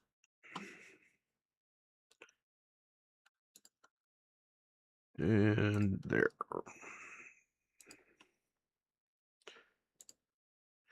What a timeline proves, and what the spreadsheet refuses to tell us. What I have here is at the top, the border is June 4th, 1,402,677. Hold on. That's the aggregate FTD. The late June cluster of 4 million. Below half that high is July 14th. And actors identified by FTD file, 0. This goes over what the record establishes, what it still does not identify, and this is where my explanation is in gold. So, June 2nd trades ordinarily settled June 4th. What it proves, T+2 settlement, the expected settlement date, still unproven. It does not assign the June 4th aggregate balance exclusively to June 2nd trades. T+2 gives us a deadline, not a confession. Late June balance exceeds 4 million. Millions of AMC shares remained undelivered across multiple settlement dates, still unproven. The series cannot show whether the same fails persisted or different fails entered and left. My explanation, the pile was real. The spreadsheet hid which boxes were the same. Short sale fails faced prompt Rule 204 closeout. Short sale fails generally required closeout by the start of the trading after settlement. Still unproven. The public balance does not say whether a specific AMC fail was short, long, or market making. Close it promptly was the rule. Hide it forever was not. The 35-day period was limited. It applied to certain securities deemed owned but temporarily restricted from delivery. Still unproven. It was not a universal market maker or short sale exemption. In other words, the 35-day magic wand never existed. The FTD collapsed before the price finished falling. The public series breaks a simple one-step FTD two-price collapse explanation. Still unproven. Other manipulative or lawful mechanisms could still have influenced the decline. My answer, the fails nearly vanished. The price kept dropping. The easy story broke. Oh, I read that down. Oops. Well, those were the odd numbers. Here are the even ones. And I'll just give you my answer instead. So June 4th, FTD balance of 1,402,677 shares. The package was late. The label was removed. AMC appeared on the threshold list. Wow. Making the list proves persistence, not who caused it. Other failed categories had different treatment. Sure, a different deadline does not mean no deadline. The FTD overlap Citadel June AMC footprint. Citadel belongs in the record request, not automatically in the verdict. And below half the June 2nd high, July 14th. The accurate claim is still brutal. It just uses the right calendar, because we evidently used the wrong one. The control for the boring legal stuff, because alternative explanations do not disappear when they are inconvenient. Any serious reconstruction must test manipulation against lawful sources of supply and volatility. 11.5 million or 55 million new shares on June 3rd. 8.5 million Mudrick shares. 95% one-day price rise. Option hedging, securities lending, ETF basket trading, retail order flow, volatility strategies, market maker inventory. Lawful alternatives do not disprove manipulation. They make actor-specific records indispensable. The existence of those alternatives does not prove that manipulation did not occur. It means the actor-specific records are indispensable. A credible analysis must separate legitimate supply, legitimate hedging, and ordinary settlement problems from activity designed to create artificial supply, conceal exposure, or manipulate price. That separation cannot be performed with an aggregate FTD file and a price chart alone. The records required include NSCC member-level CNS positions, DTC participant movements, stock loan records, closeout purchases, buy-ins, allocation files, order-level CAT data, blue sheets, and the relevant broker account statements. Those records would show which member owed delivery, when the obligation originated, how long it remained open, whether it was long or short related, how it was resolved, and whether the associate trading reached Citadel. The exact price statement must therefore remain disciplined. AMC fell below half of its June 2nd intraday peak by July 14th, after a period of extraordinary covered order volume and substantial aggregate failure to deliver cluster. That statement does not claim that the FTD cluster caused the decline. It does not assign every fail to Citadel. It does not pretend AMC fell by half within 34 days. It puts the verified price, execution, and settlement events on the same calendar and identifies the records necessary to determine whether they were connected. The calendar has now done everything a calendar can do. It has established the dates, corrected the percentages, claim, and identified the investigative window. What it cannot do is tell us who submitted the orders. That question moves the report into the next section, where Citadel's own 2021 Rule 605 file finally takes the witness stand.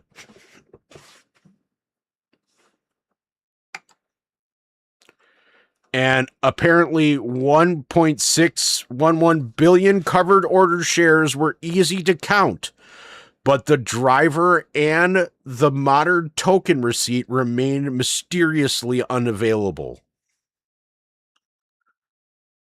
This is where the investigation must perform two jobs at once without allowing either one to corrupt the other. The first job is historical.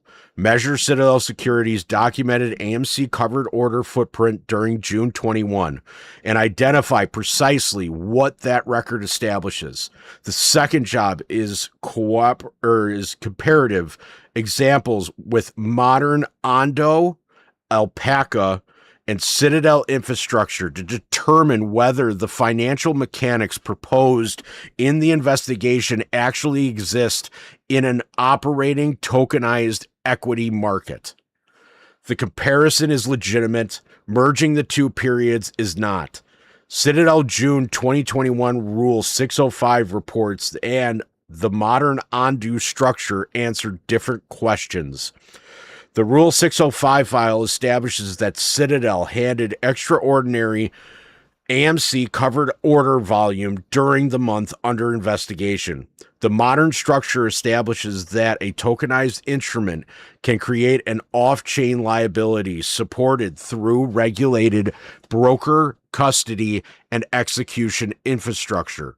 Neither record identify a specific CM equity, AMC hedge order, and the modern structure cannot travel backwards through time to prove who did what in 21. Apparently, even blockchain has not invented a legal time machine. Wall Street will undoubtedly keep working on it.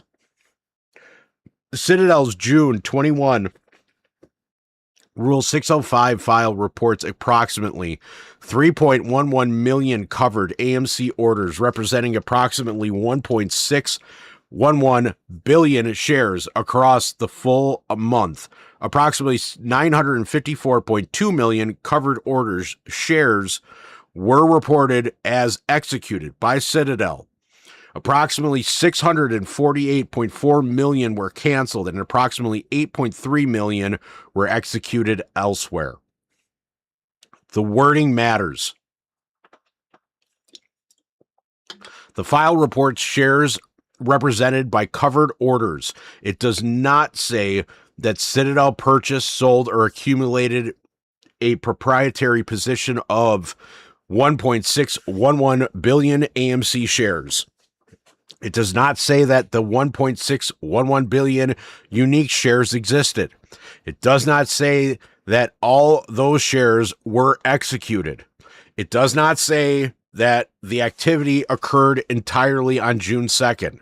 It does not identify whether the originating customer was buying or selling. Orders may be canceled, replaced, modified, particularly filed, or partially filed, or routed elsewhere. A single economic trading decision may therefore generate several reportable order events. Rule 605 measures execution quality activity involving covered orders. It is not a position statement, securities inventory, stock loan ledger, short interest report, or confession written in a spreadsheet form.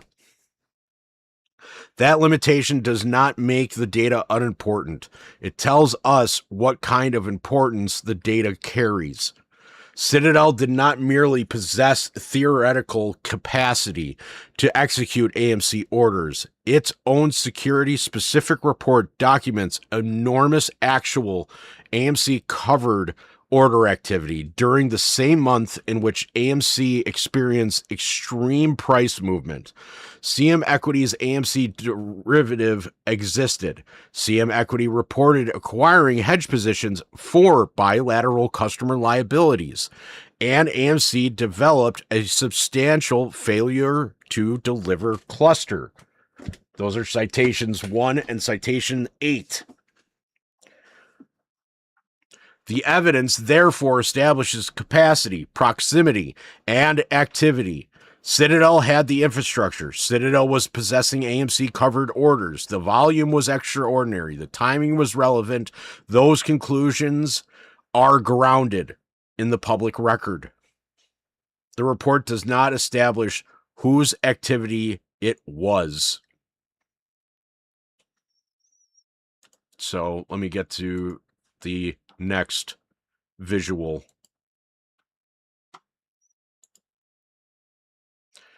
Do 2, 3, 4, and that one. Post.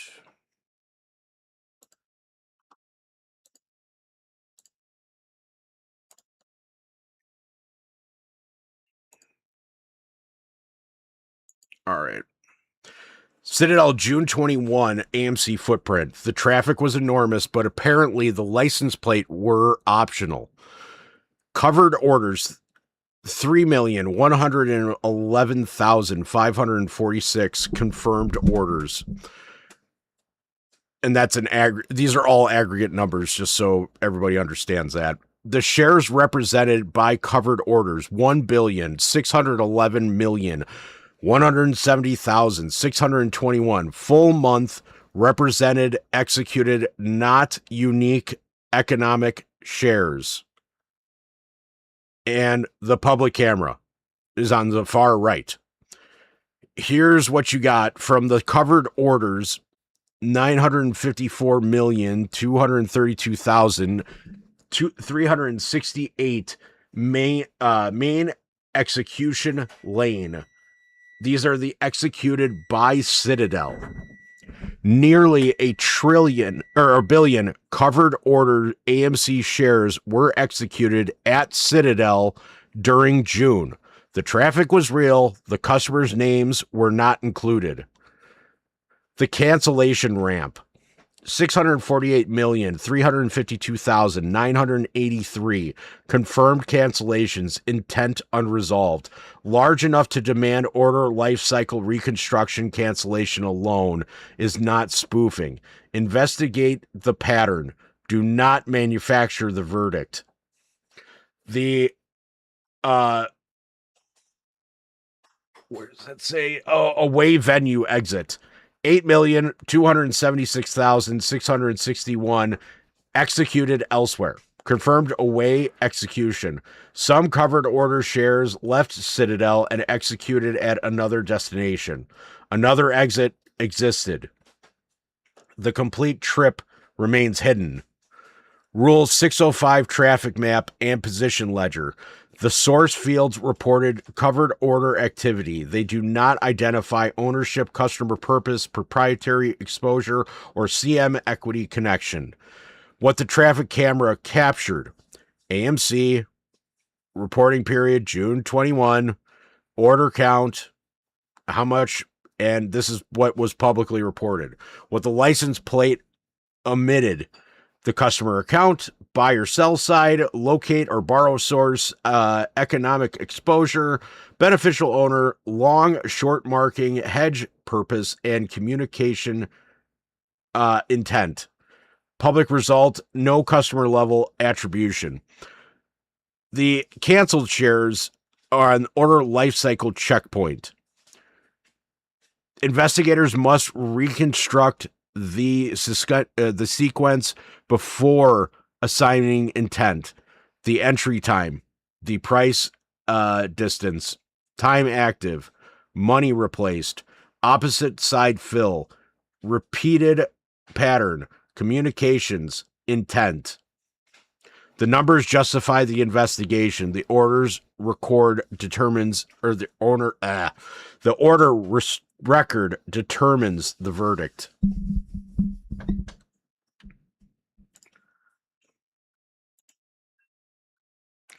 Citadel's approximately 648.4 million canceled AMC covered order shares justify reconstructing the underlying order life cycle. Entry time, price, duration, modification, replacements, opposite side executions, and any pattern created false supply, demand, or liquidity. They do not prove that every cancellation was spoofing. Orders are routinely canceled because price moves. Instructions change, partial fills occur, routers change venues, risk limits shifts, or market maker update quotes. Manipulation requires an identified actor, conduct, and purpose. The number tells investigators where to dig. It does not testify under oath. Rule 605 provides none of the customer level information needed to connect Citadel activity to CM Equities, Interactive Brokers, or FTX. Completing that connection requires 5 categories of proof: actor evidence linking the originating account to the order through confirmations, statements, blue sheets, or CAT data; conduct evidence showing order side, price, quantity, timestamps, modifications, cancellations, routes, short marking, locates, and execution. Settlement evidence identifying the clearing member, NSCC position, the DTC movement, economic link evidence connecting the activity to CM Equity's liability, hedge, swaps, options, collateral, or securities loan. The intent evidence such as communications, instructions, or reoccurring non-economic patterns. Execution at Citadel does not automatically identify who cleared, carried, or failed delivery because trades may clear through another member and be netted before settlement. Without those records, the public evidence support a serious transaction level investigation, but does not establish attribution, manipulative intent, or criminal case. Rule 605 gives us the traffic count, not the driver license. The modern undo structure provides an operational comparison, not retroactive proof. AMC on is what it's called, is what the token is called on undo. Is not the 2021 FTX and CM equity derivative. It is a later product issued through different entities and legal arrangements. Undo describes the tokenized stock as structured note debt issued by bankruptcy remote undo global markets, BVI Limited. Their value tracks the corresponding security, and undo states that they are backed 1-to-1 plus a buffer by securities held through a regulated custodial broker, dealer, and cash in transit. A security agent holds a first priority interest in those assets for token holders. S12 and S13 are the citations. The token holder receives economic exposure but does not directly own AMC shares, appears on AMC stockholder register, or receives ordinary voting or ownership rights. The blockchain records the token, brokerage account, confirmations, routing reports, and custody ledgers records and off-chain activity supporting it. The wrapper is visible. The underlying purchaser, broker, venue, and custody trail may not be. Undu's Global Market Alliance identifies Alpaca as providing tokenized securities brokerage infrastructure.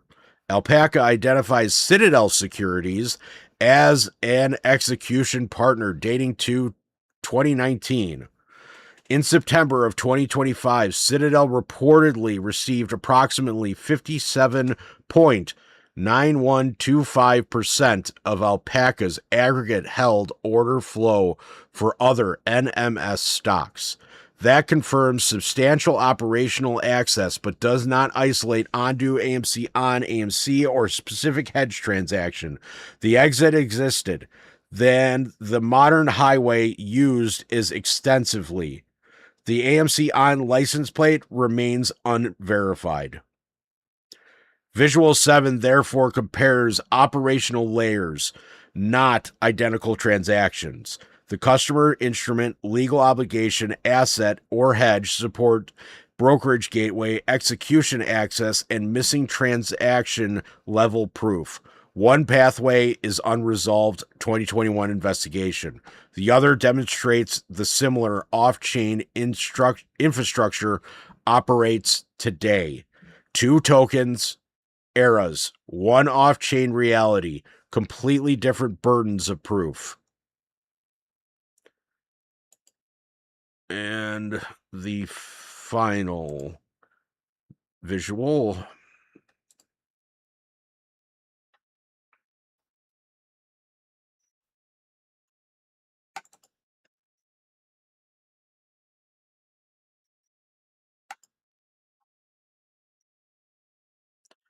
Hey, Go ahead, Matt. you remember that? Because you had me thinking, so I just started looking. Remember, I was talking about Backpack Exchange, Mm-hmm. the Dubai-based XFTX employee bot through the bankruptcy liquidation Mm-hmm. is connected to Undo. Yeah. Yeah, I remember.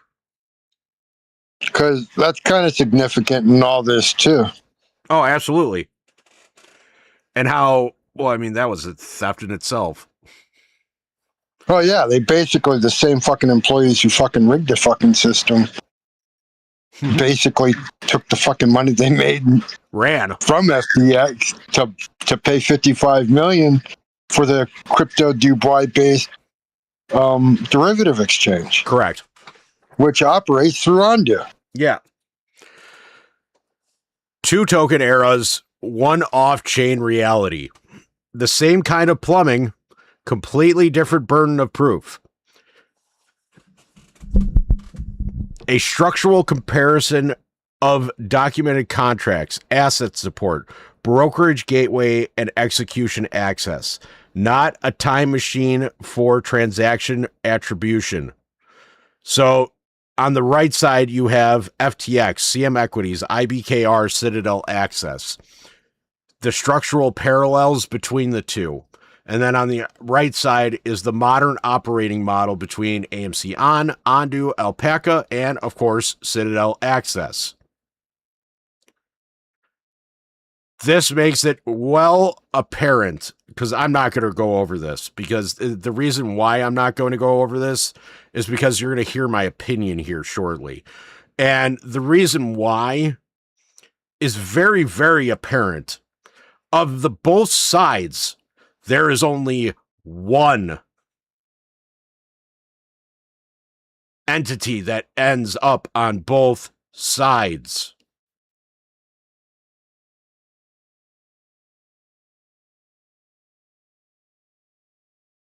That should be your answer.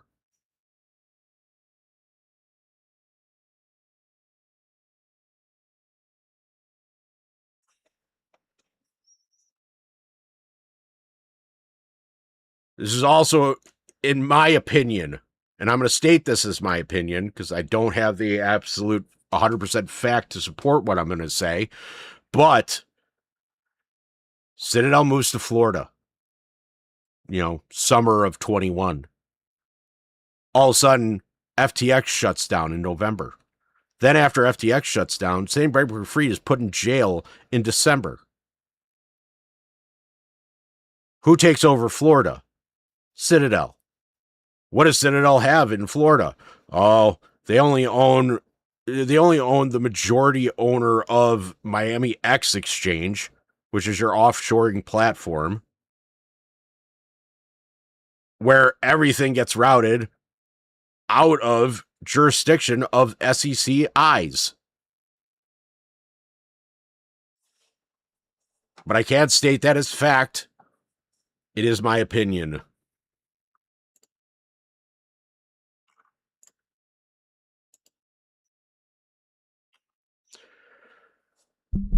What the comparison cannot do is identify a 2021 transaction. It cannot prove that Citadel executed CM Equities AMC hedge, received AMC on related AMC orders, accepted FTX or Ondu exposure as collateral, or participated in a continuous product running from FTX to Ondu network access is not a customer level attribution, and a modern structure cannot retroactively prove historical conduct. What the evidence does establish is substantial.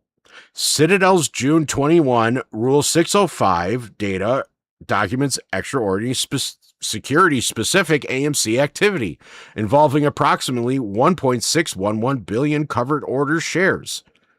The FTX and CM Equities record establishes a legally real derivative liability and reported hedge activity. CM Equities disclosed identified Interactive Brokers as its dominant brokerage gateway, and the modern Ondu and Alpaca records demonstrate that tokenized stock liabilities can operate alongside traditional brokerage, custody, and execution networks in which Citadel is a documented participant.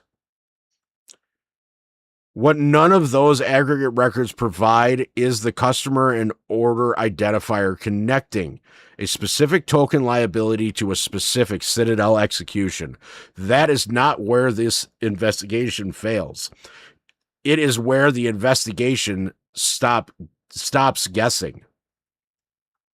The remaining proof must come from CM Equities or Interactive Broker confirmations and account statements, CAT order life cycles, blue sheets, NSCC and DTC clearing records, custody positions, and collateral agreements. Those records could identify who entered the pathway, what they ordered, where they executed it, and how it settled and who benefited. The historical record shows where the traffic existed. The modern comparison proves that the machinery is operational.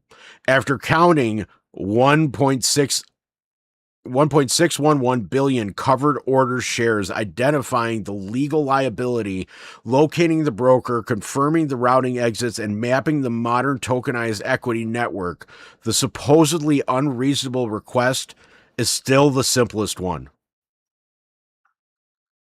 Show us the transaction identifier.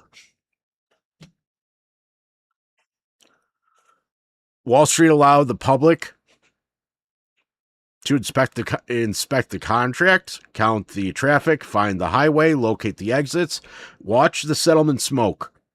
But the moment anyone asks whose vehicle actually drove through, suddenly transparency needs a lawyer. 3 confidentially agreements and a regulatory blackout curtain. That is where the evidence desk ends. Joker Ape takes the microphone, and the polite part of the report is officially over. Joker Ape's final word is next, and he's done.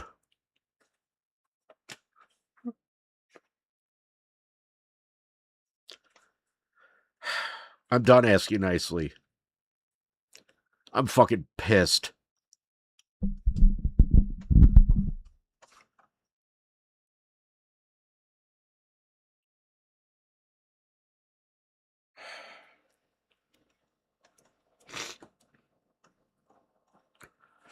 Joker Ape's final word is simple. I'm pissed. Yeah, I mean, and it's funny because everything out there fucking denies it. Yeah. They act like fucking Citadel's like this fucking innocent, do nothing wrong, fucking piece of shit motherfuckers. They invested in fucking Kraken and Binance in order to fucking get FTX out of the way and expose it for what it was. And then they're turning around, setting up the entire infrastructure to do exactly what they were doing. Only now it's legal. Yeah. That's what the Clarity Act is. And they say, oh, he thought, this was all crypto crap bullshit and wouldn't touch FTX and 10-foot pole and it needs to be regulated and oversighted and all this other stuff. Meanwhile, he's backdoor going in, saying the exact opposite so that he can fucking clear his way to just take it over. Correct. I'm not pissed off because this investigation failed to produce a clean headline or because I could not force the data into a predetermined conclusion, but because the financial system clearly records the product, the liability, the broker routing, the execution activity, and the settlement failures, while simultaneously denying the public the identifiers needed to connect those pieces into a complete chain of accountability. When I began this investigation, I was trying to answer a single question: whether financial exposure created by an AMC-linked tokenized product could leave a blockchain environment and enter a traditional brokerage execution and settlement system. Based on the public record, the answer is yes, in principle, because the structure and infrastructure necessary for that pathway demonstrably existed and were operational. The FTX Link AMC product was not a direct shareholding agreement, but a bilateral cash-settled over-the-counter derivative issued through CM Equities, where CM Equities... It was a laundering of every dollar you put in the fucking broker. Yeah, where CM Equities acted as the sole contractual counterparty. In that structure, the customer did not hold actual AMC shares, but instead held a contract that tracked AMC's price, meaning the exposure was synthetic rather than direct ownership. CM Equities then reported acquiring hedge positions tied to liabilities arising from these customer contracts. Although the available disclosures do not specify the exact composition of those hedges or confirm whether AMC was included, leaving a critical gap in transparency that should be resolved through certified regulatory findings and filings.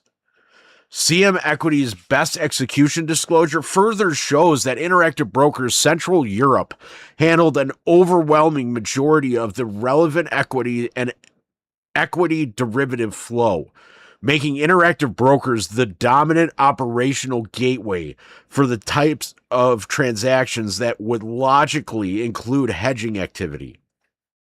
While this does not prove that any specific AMC hedge was routed through Interactive Brokers, it does establish that Interactive Brokers was structurally positioned as the primary conduit for the relative category of financial activity. Interactive Brokers Rule 606 reporting also identifies Citadel as a destination within the broader category of routed equity orders flow, and that includes AMC. During June of 21, Citadel accounted for a small but measurable portion of an aggregate routing flow. This again does not prove a direct CM Equity to Citadel connection for AMC, but it confirms that Citadel was an active endpoint within the routing ecosystem during the exact period in question. Citadel's own Rule 605 data then provides the most concrete execution level snapshot, reporting over 3.1 million covered AMC orders, representing approximately 1.611 billion shares in aggregate orders volume for June 21. Within that data set, approximately 954 million shares were executed at Citadel. Approximately 648 million shares were canceled, and a smaller portion was executed elsewhere. It is critical to state clearly that the 1.611 billion figure represents cumulative shares within covered orders, not unique shares, not net positions, and not proprietary holdings. Rule 605 data does not identify customers, beneficial owners, trade intent, or whether orders were long, short, hedged, or arbitraged. What this data does establish, however, is scale and intensity. Citadel processed an extraordinary volume of AMC-related order activity during the same period in which CM Equities reported hedge activity and AMC experienced significant settlement stress. That combination establishes proximity and relevance, but it does not establish ownership of intent or identify the originating actors behind the flow.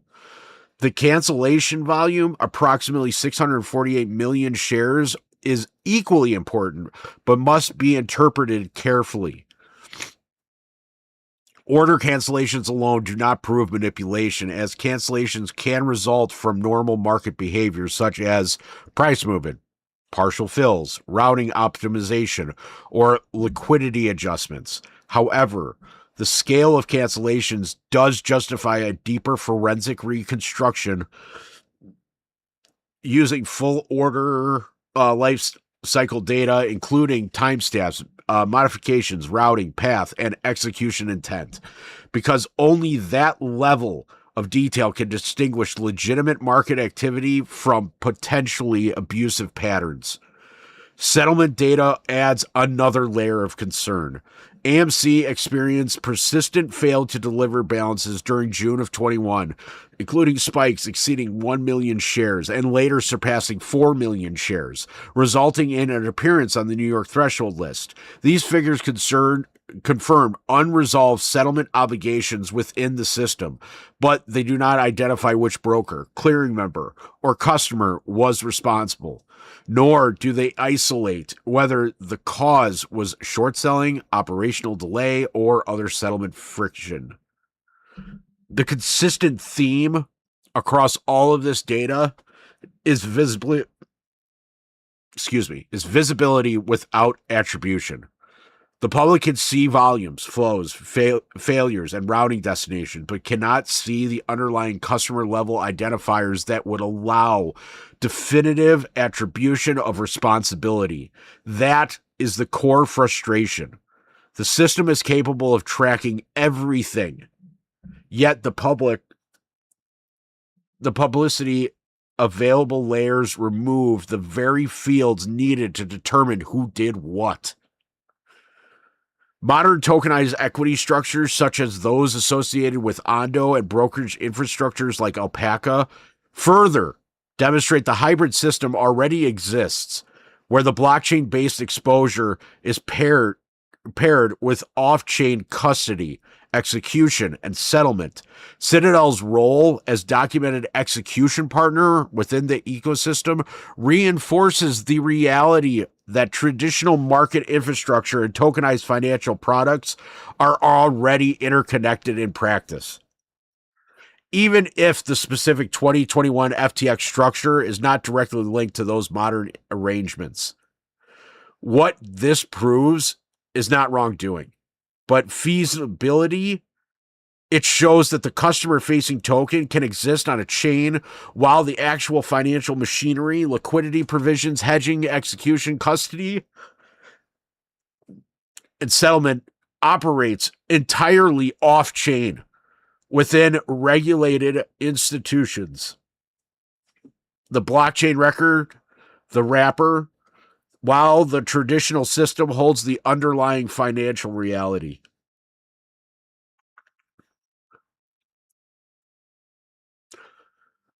My conclusion is therefore deliberately narrow.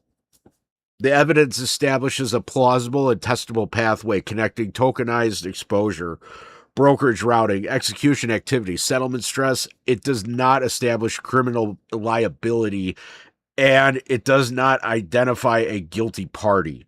That distinction matters because drawing conclusions beyond what the data supports would undermine the integrity of this investigation itself. A criminal or regulatory determination would require a full access to the order level data, including customer identifiers, trade intent, routing decisions, head instructions, securities lending record, NSCC and DTC settlement files, and internal communications. Those are the records that can confirm or disprove manipulation, spoofing, mismarking, or coordinated activity. Without them, any accusation remains incomplete. That is why Citadel, Interactive Brokers, and CM Equities all belong in the same record request. Not because they are presumed guilty, but because they are structurally embedded in the only documented pathway that connects the derivative liability to the execution and settlement system. Each entity holds a different segment of the missing chain, and without all segments, the full picture cannot be reconstructed. I correctly followed the evidence as far as the public data allows, distinguishing between aggregate volumes and individual intent, between execution capacity and ownership, and between settlement stress and proven misconduct. That work matters because it prevents the investigation from collapsing into speculation. But Joker Ape's final position is this. The system has already shown us the plumbing, the traffic, and the pressure points. What it has not shown us is the driver behind the wheel. And until those records are produced, the story remains structurally incomplete. We're not missing another theory. We're missing the receipt. I have a question. Go ahead. Every one of these firms have compliance officers, Yep. They also have and their job is to oversee the legalities of these trades and swaps and everything internally, right? Of course. So what the fuck are they doing? Sitting on their ass and playing golf.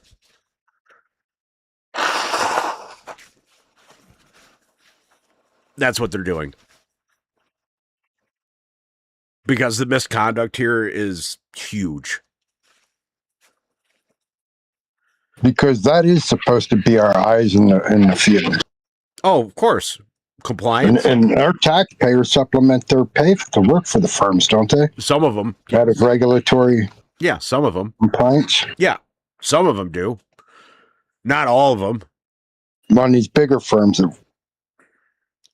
The bigger firms have completely different auditors. That's why in most banking or financial institutions, this is why license requirements are so vast. For example, like your Series 7 or your Series 9 license, that's why you have certain... They're compartmentalized. Correct. And so that's why you also have to have your records for when you guys do your filing for every single year for your license, for your registrations and all that stuff. It has to follow those guidelines. So that's why it's important. It's the same thing with, like, if you're a loan officer, you have to basically, the company or the brokerage has to have every single file, know everything about the file, name, address, social security number, the whole nine, what happened with the file, so on and so forth, what state. So that, and there's certain legal ramifications for not just the compliance officers, but the risk management. Correct. Has certain legal obligations, i.e., in margin call, when it was risk management that found the discrepancy in the risk metrics to the products that they were sitting on. Correct. But so the legal department and the actual compliance are two different things. So legal is going to go ahead and say, hey, we can do that. We can go ahead and we can advertise that. We can go ahead and sell that. Here's the contracts around what can be sold, how it can be sold, so on and so forth. But it can't not, you can't stop criminal intent per se. It's hey, let's do this handshake deal behind the scenes. In other words, they can literally stand there and tell them what you're about to do is illegal, but they can't stop them from doing it. It's not that they can't stop them. It's that you have to find the legal grounds to go ahead and stop them. That's why you have the team of lawyers that come in every single time. You mean like trading out omnibus share obligation values for offshore, as an example, bilateral, like what swap, like we derivative just went over, swaps, like we just went over. In theory, yes, yes, because it's offshore, it's legal. You can do it because you're not within the jurisdiction of the correct of the laws that stop you. But I didn't mention that would otherwise make it illegal. So, what I'm saying here, I'm saying not in context, but it's out of context for you to follow up on.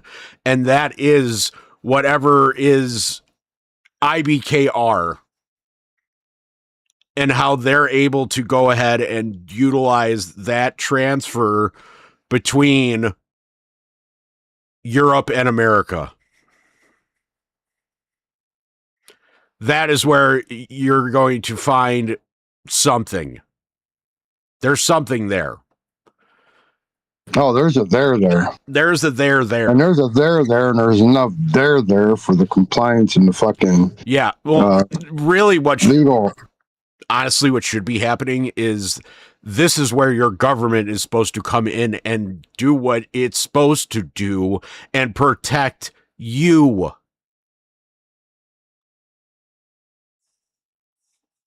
But they have a self-reporting responsibility too when they find a discrepancy within Of course they do. Within their own institutions. Of course they do. But that's not A legal responsibility because they're bound by license. But we are talking about the actual The biggest fucking criminals that ever existed in the fucking walk of face of the earth. And just on top of that, you have just the general government. Yeah. I mean, and I'm talking about, this is your SEC, your enforcement, the lapdog. This is supposed to be the... You got a president who manipulates stocks to benefit every fucking day. Exactly. That's why you got a swinging door for an SEC. Yeah. The part that basically it's just a fucking job search medium. The part that pisses me off the most in all of this, and especially with researching this stuff and seeing what I'm seeing, because I'm used to being able to just pull this up and being able to like, oh, it's there, right? It's right there. And that's the hardest. That's the hardest thing for me is, you know, before I could see all this shit. Now I can't see, you know, a quarter of it. And like digging through all this stuff. I mean, Matt, what time did I text you last night? I'm trying to think what time it was. Probably about midnight. Well, yeah, I mean, after that. It was like 5 in the morning. Oh, no. Yeah, I was getting up. That was about 4:30, 5 o'clock this morning. Yeah. That was just digging up what I found here. Yeah, because you already figured out the pathway, and you were like, "I'm going to be up all night." Yeah. I was like, "I'm going to bed."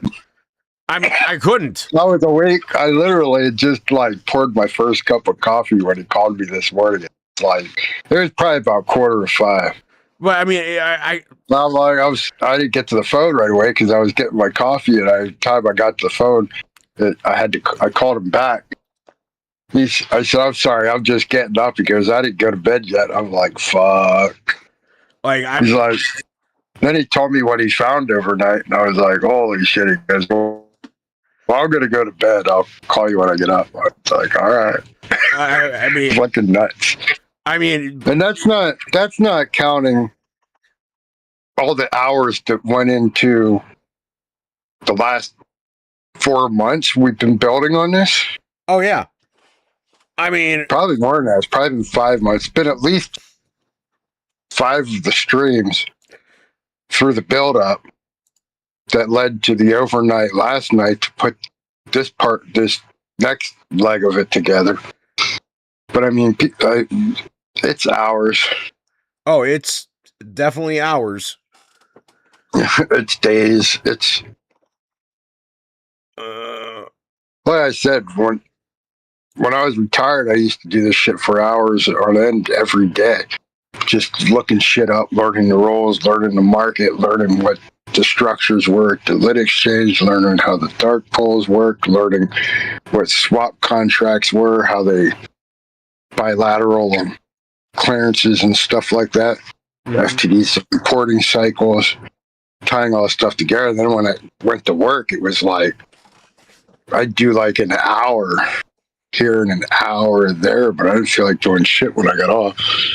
But now I'm not working again, so fuck it, I'm back into it and looking, trying to figure it out and learn. But I mean, I'm at a point now where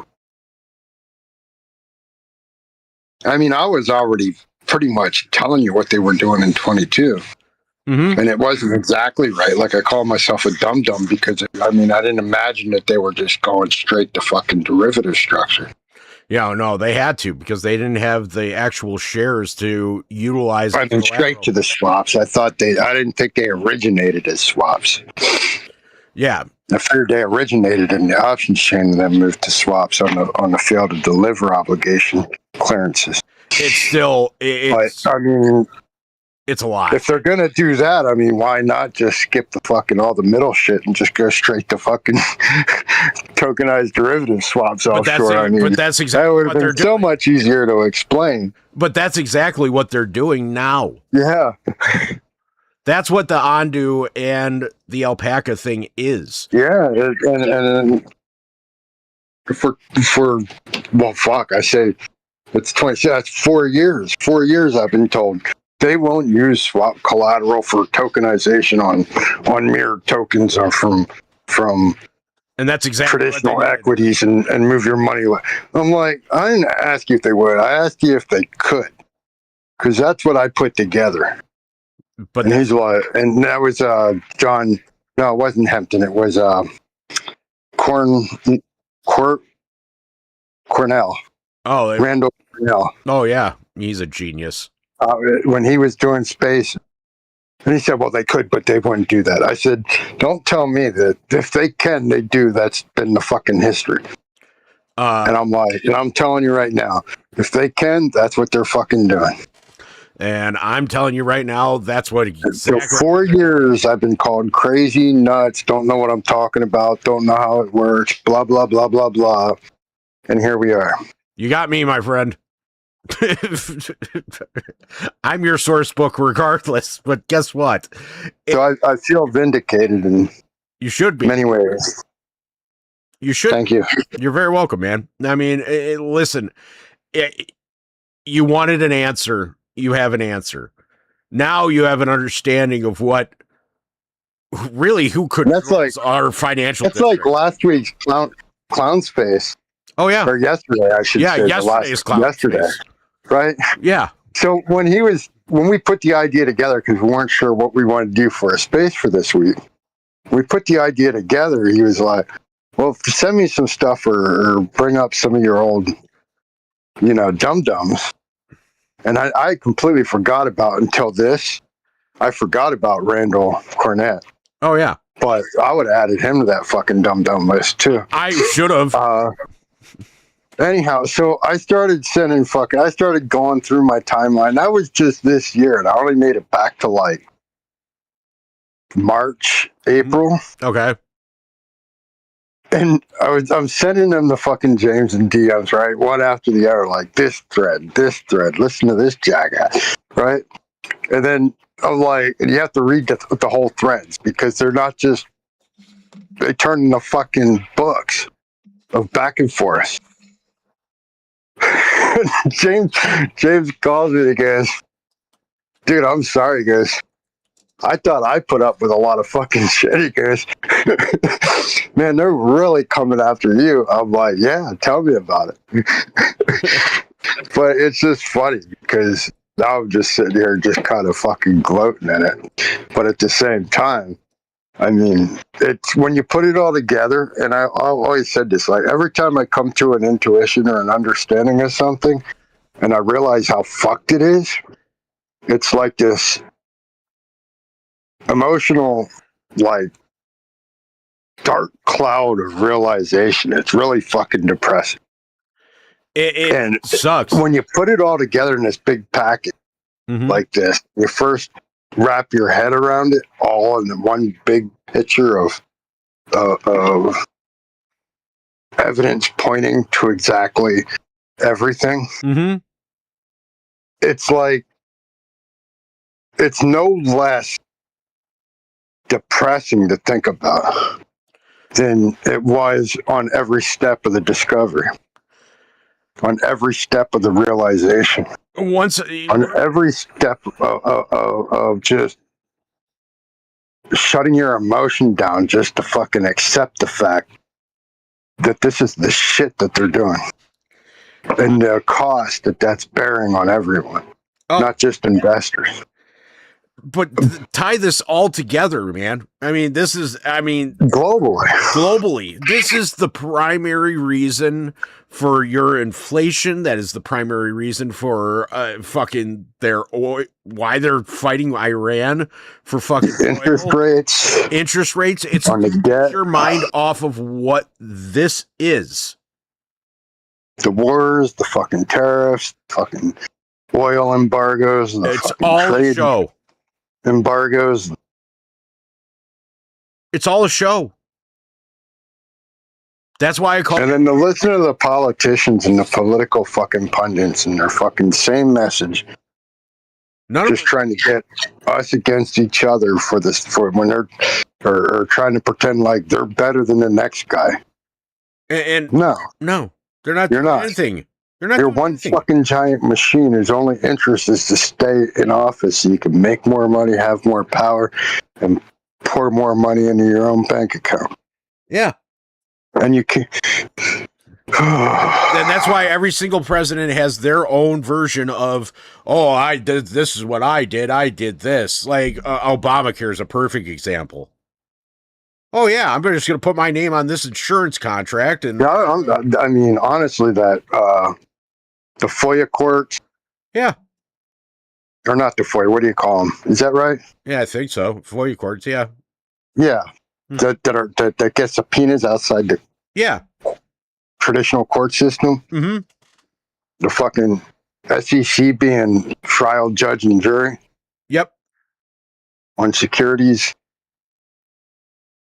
The fact that they can get any information they want on will without an actual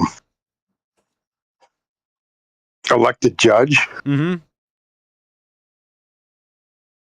I mean, they're going to do anything they possibly can just to, make sure that they get what they want.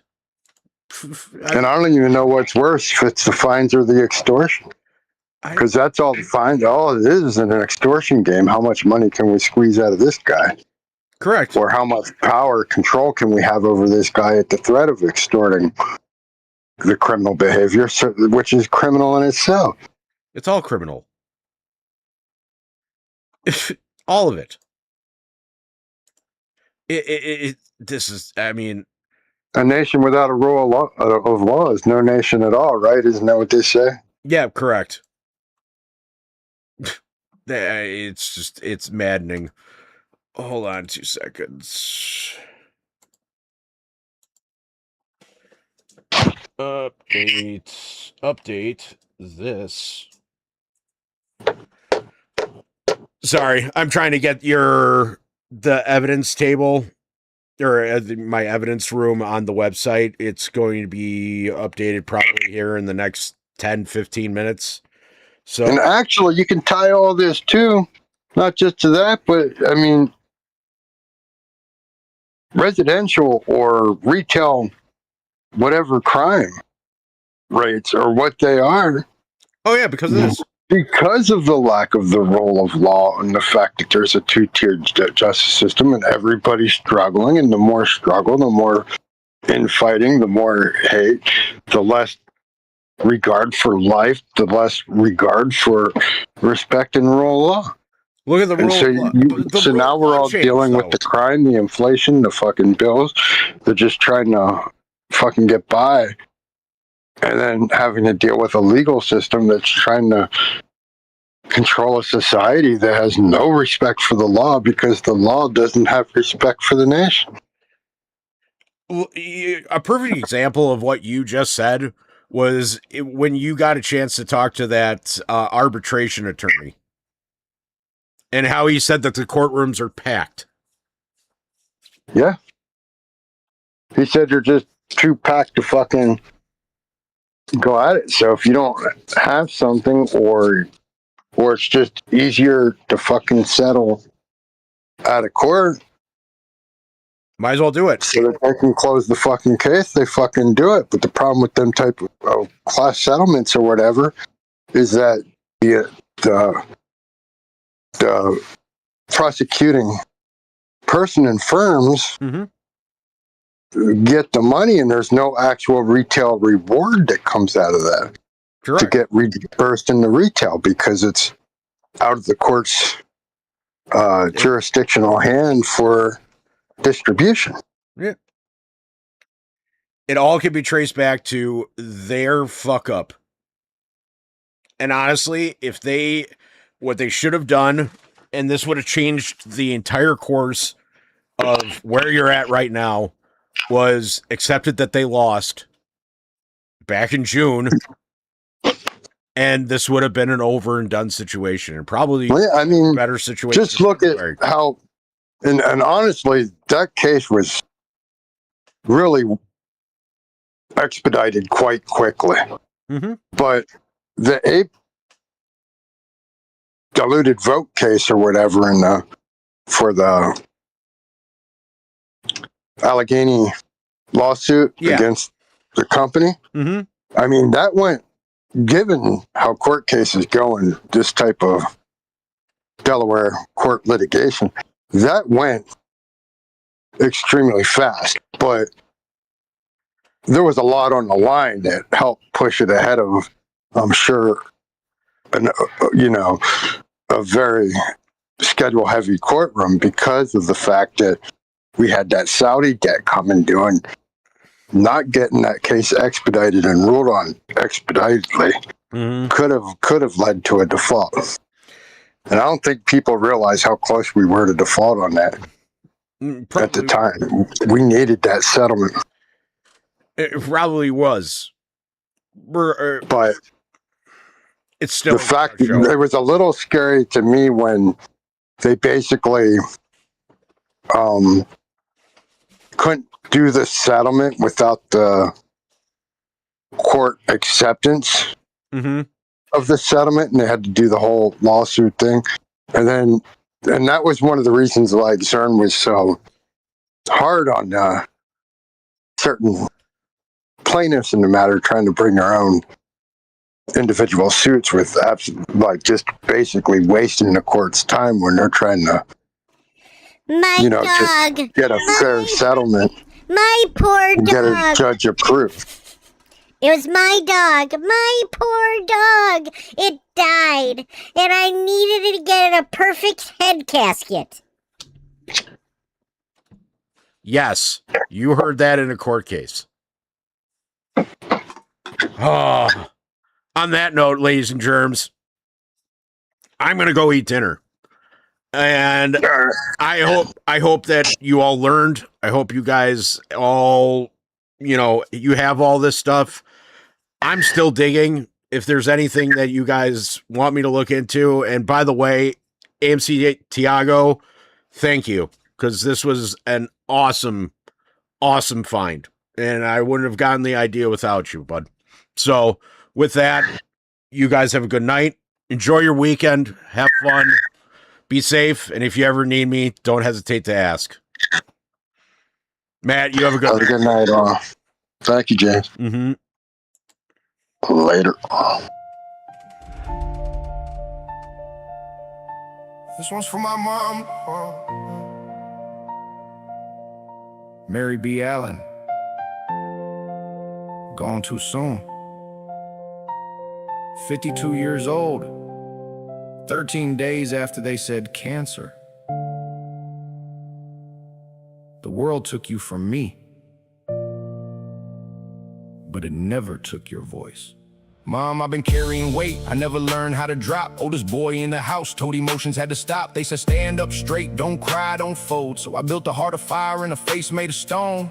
You knew me better than the world ever could. Saw the war in my eyes when nobody understood. Hard-headed like you, stubborn pride in my chest. We'd argue like thunder, then love like the rest. You never let me run when the truth got loud. You look in my face and pull peace from the clouds. When my mind went dark and my soul got wild, you still found a way to calm your oldest child. I've been through streets, pain, pride, and regret, fighting with ghosts that ain't killed me yet. Every time I feel like I'm losing my mind, I give anything, Mom, just to call you one time. I try so hard, Mom, but the pain still follows me. I smile for the world, but inside it's hard to breathe. You were my peace when the storm got deep. Now I talk to the sky when I can't sleep.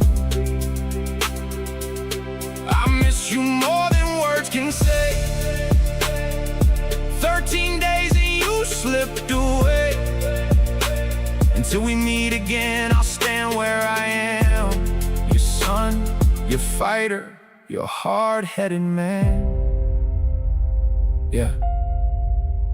That night before you passed, we had mass at the house. Everybody whispering, pain filling the room with doubt. Your sister tried to move me like I didn't belong, like I wasn't your baby, like my blood wasn't strong. Something broke open, I couldn't stay calm. I yelled from my soul, I was her fucking son. Not out of hate, not trying to start war, but nobody was taking me away from you no more. I walked out the house, pain burning my chest, trying to be strong like they said was best. That Keystone angel under that night sky, the armor fell off and I broke down crying. I was stumbling, bawling, couldn't even breathe. The oldest boy dropped weak in the knees. Then Uncle Jeff grabbed me before I came undone and said, you were always the strongest one, the only one strong enough to protect them all. So wipe your eyes, stand up, don't fall. Go be strong even when it ain't fair. Your family needs you, so you gotta be there. I couldn't thank him enough for that truth that night. He put steel in my spine when I lost my light. That was the moment I learned I don't break or fold. I carry the fire when the world turns cold. I knew when you left the family would break, and there was nothing I could do, no move I couldn't make. You were the glue, Mom.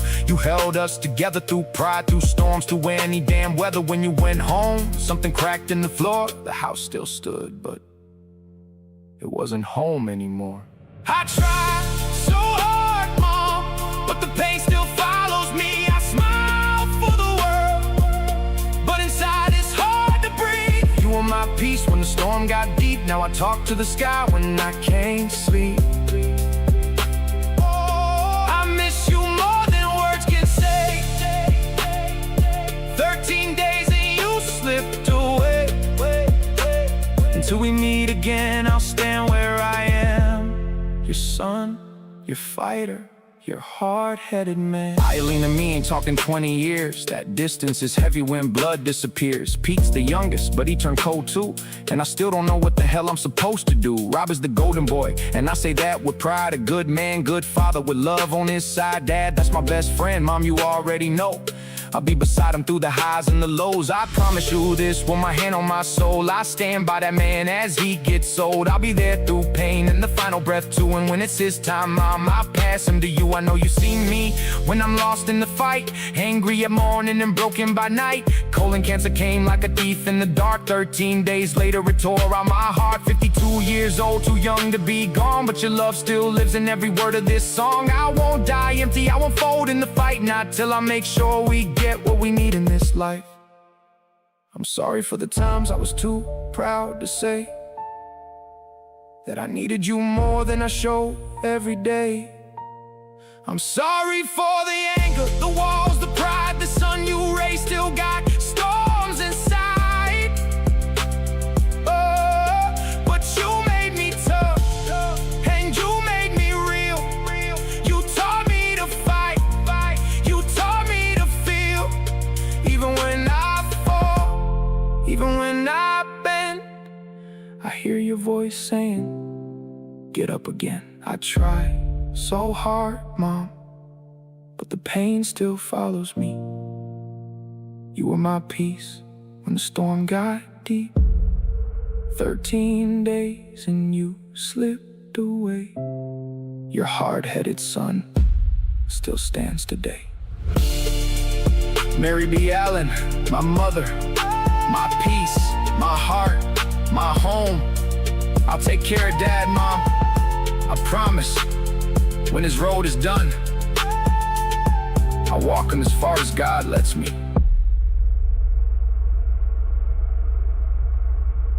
Then I'll pass him back to you. I love you. I'll miss you. I'll carry you with me until I see you again.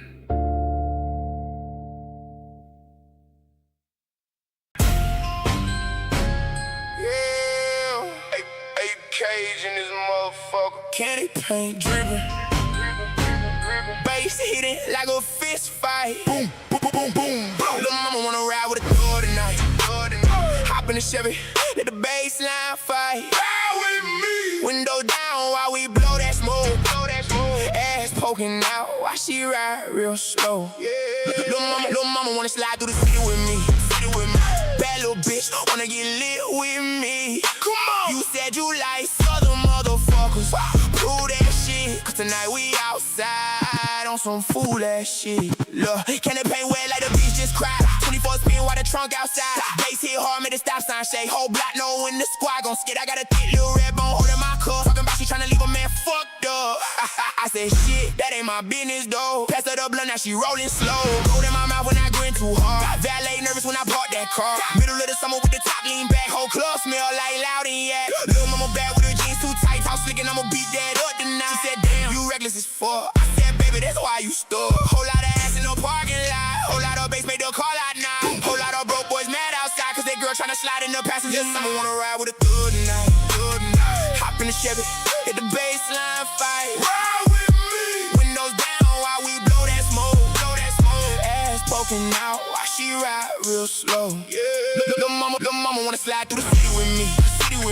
Bad little bitch wanna get lit with me. Come on. You said you like southern motherfuckers. Prove that shit. Welcome to the we cave. outside. Round and round we go. Big body Chevy with the suede inside. Hope you're not afraid of heights. This ride never stops!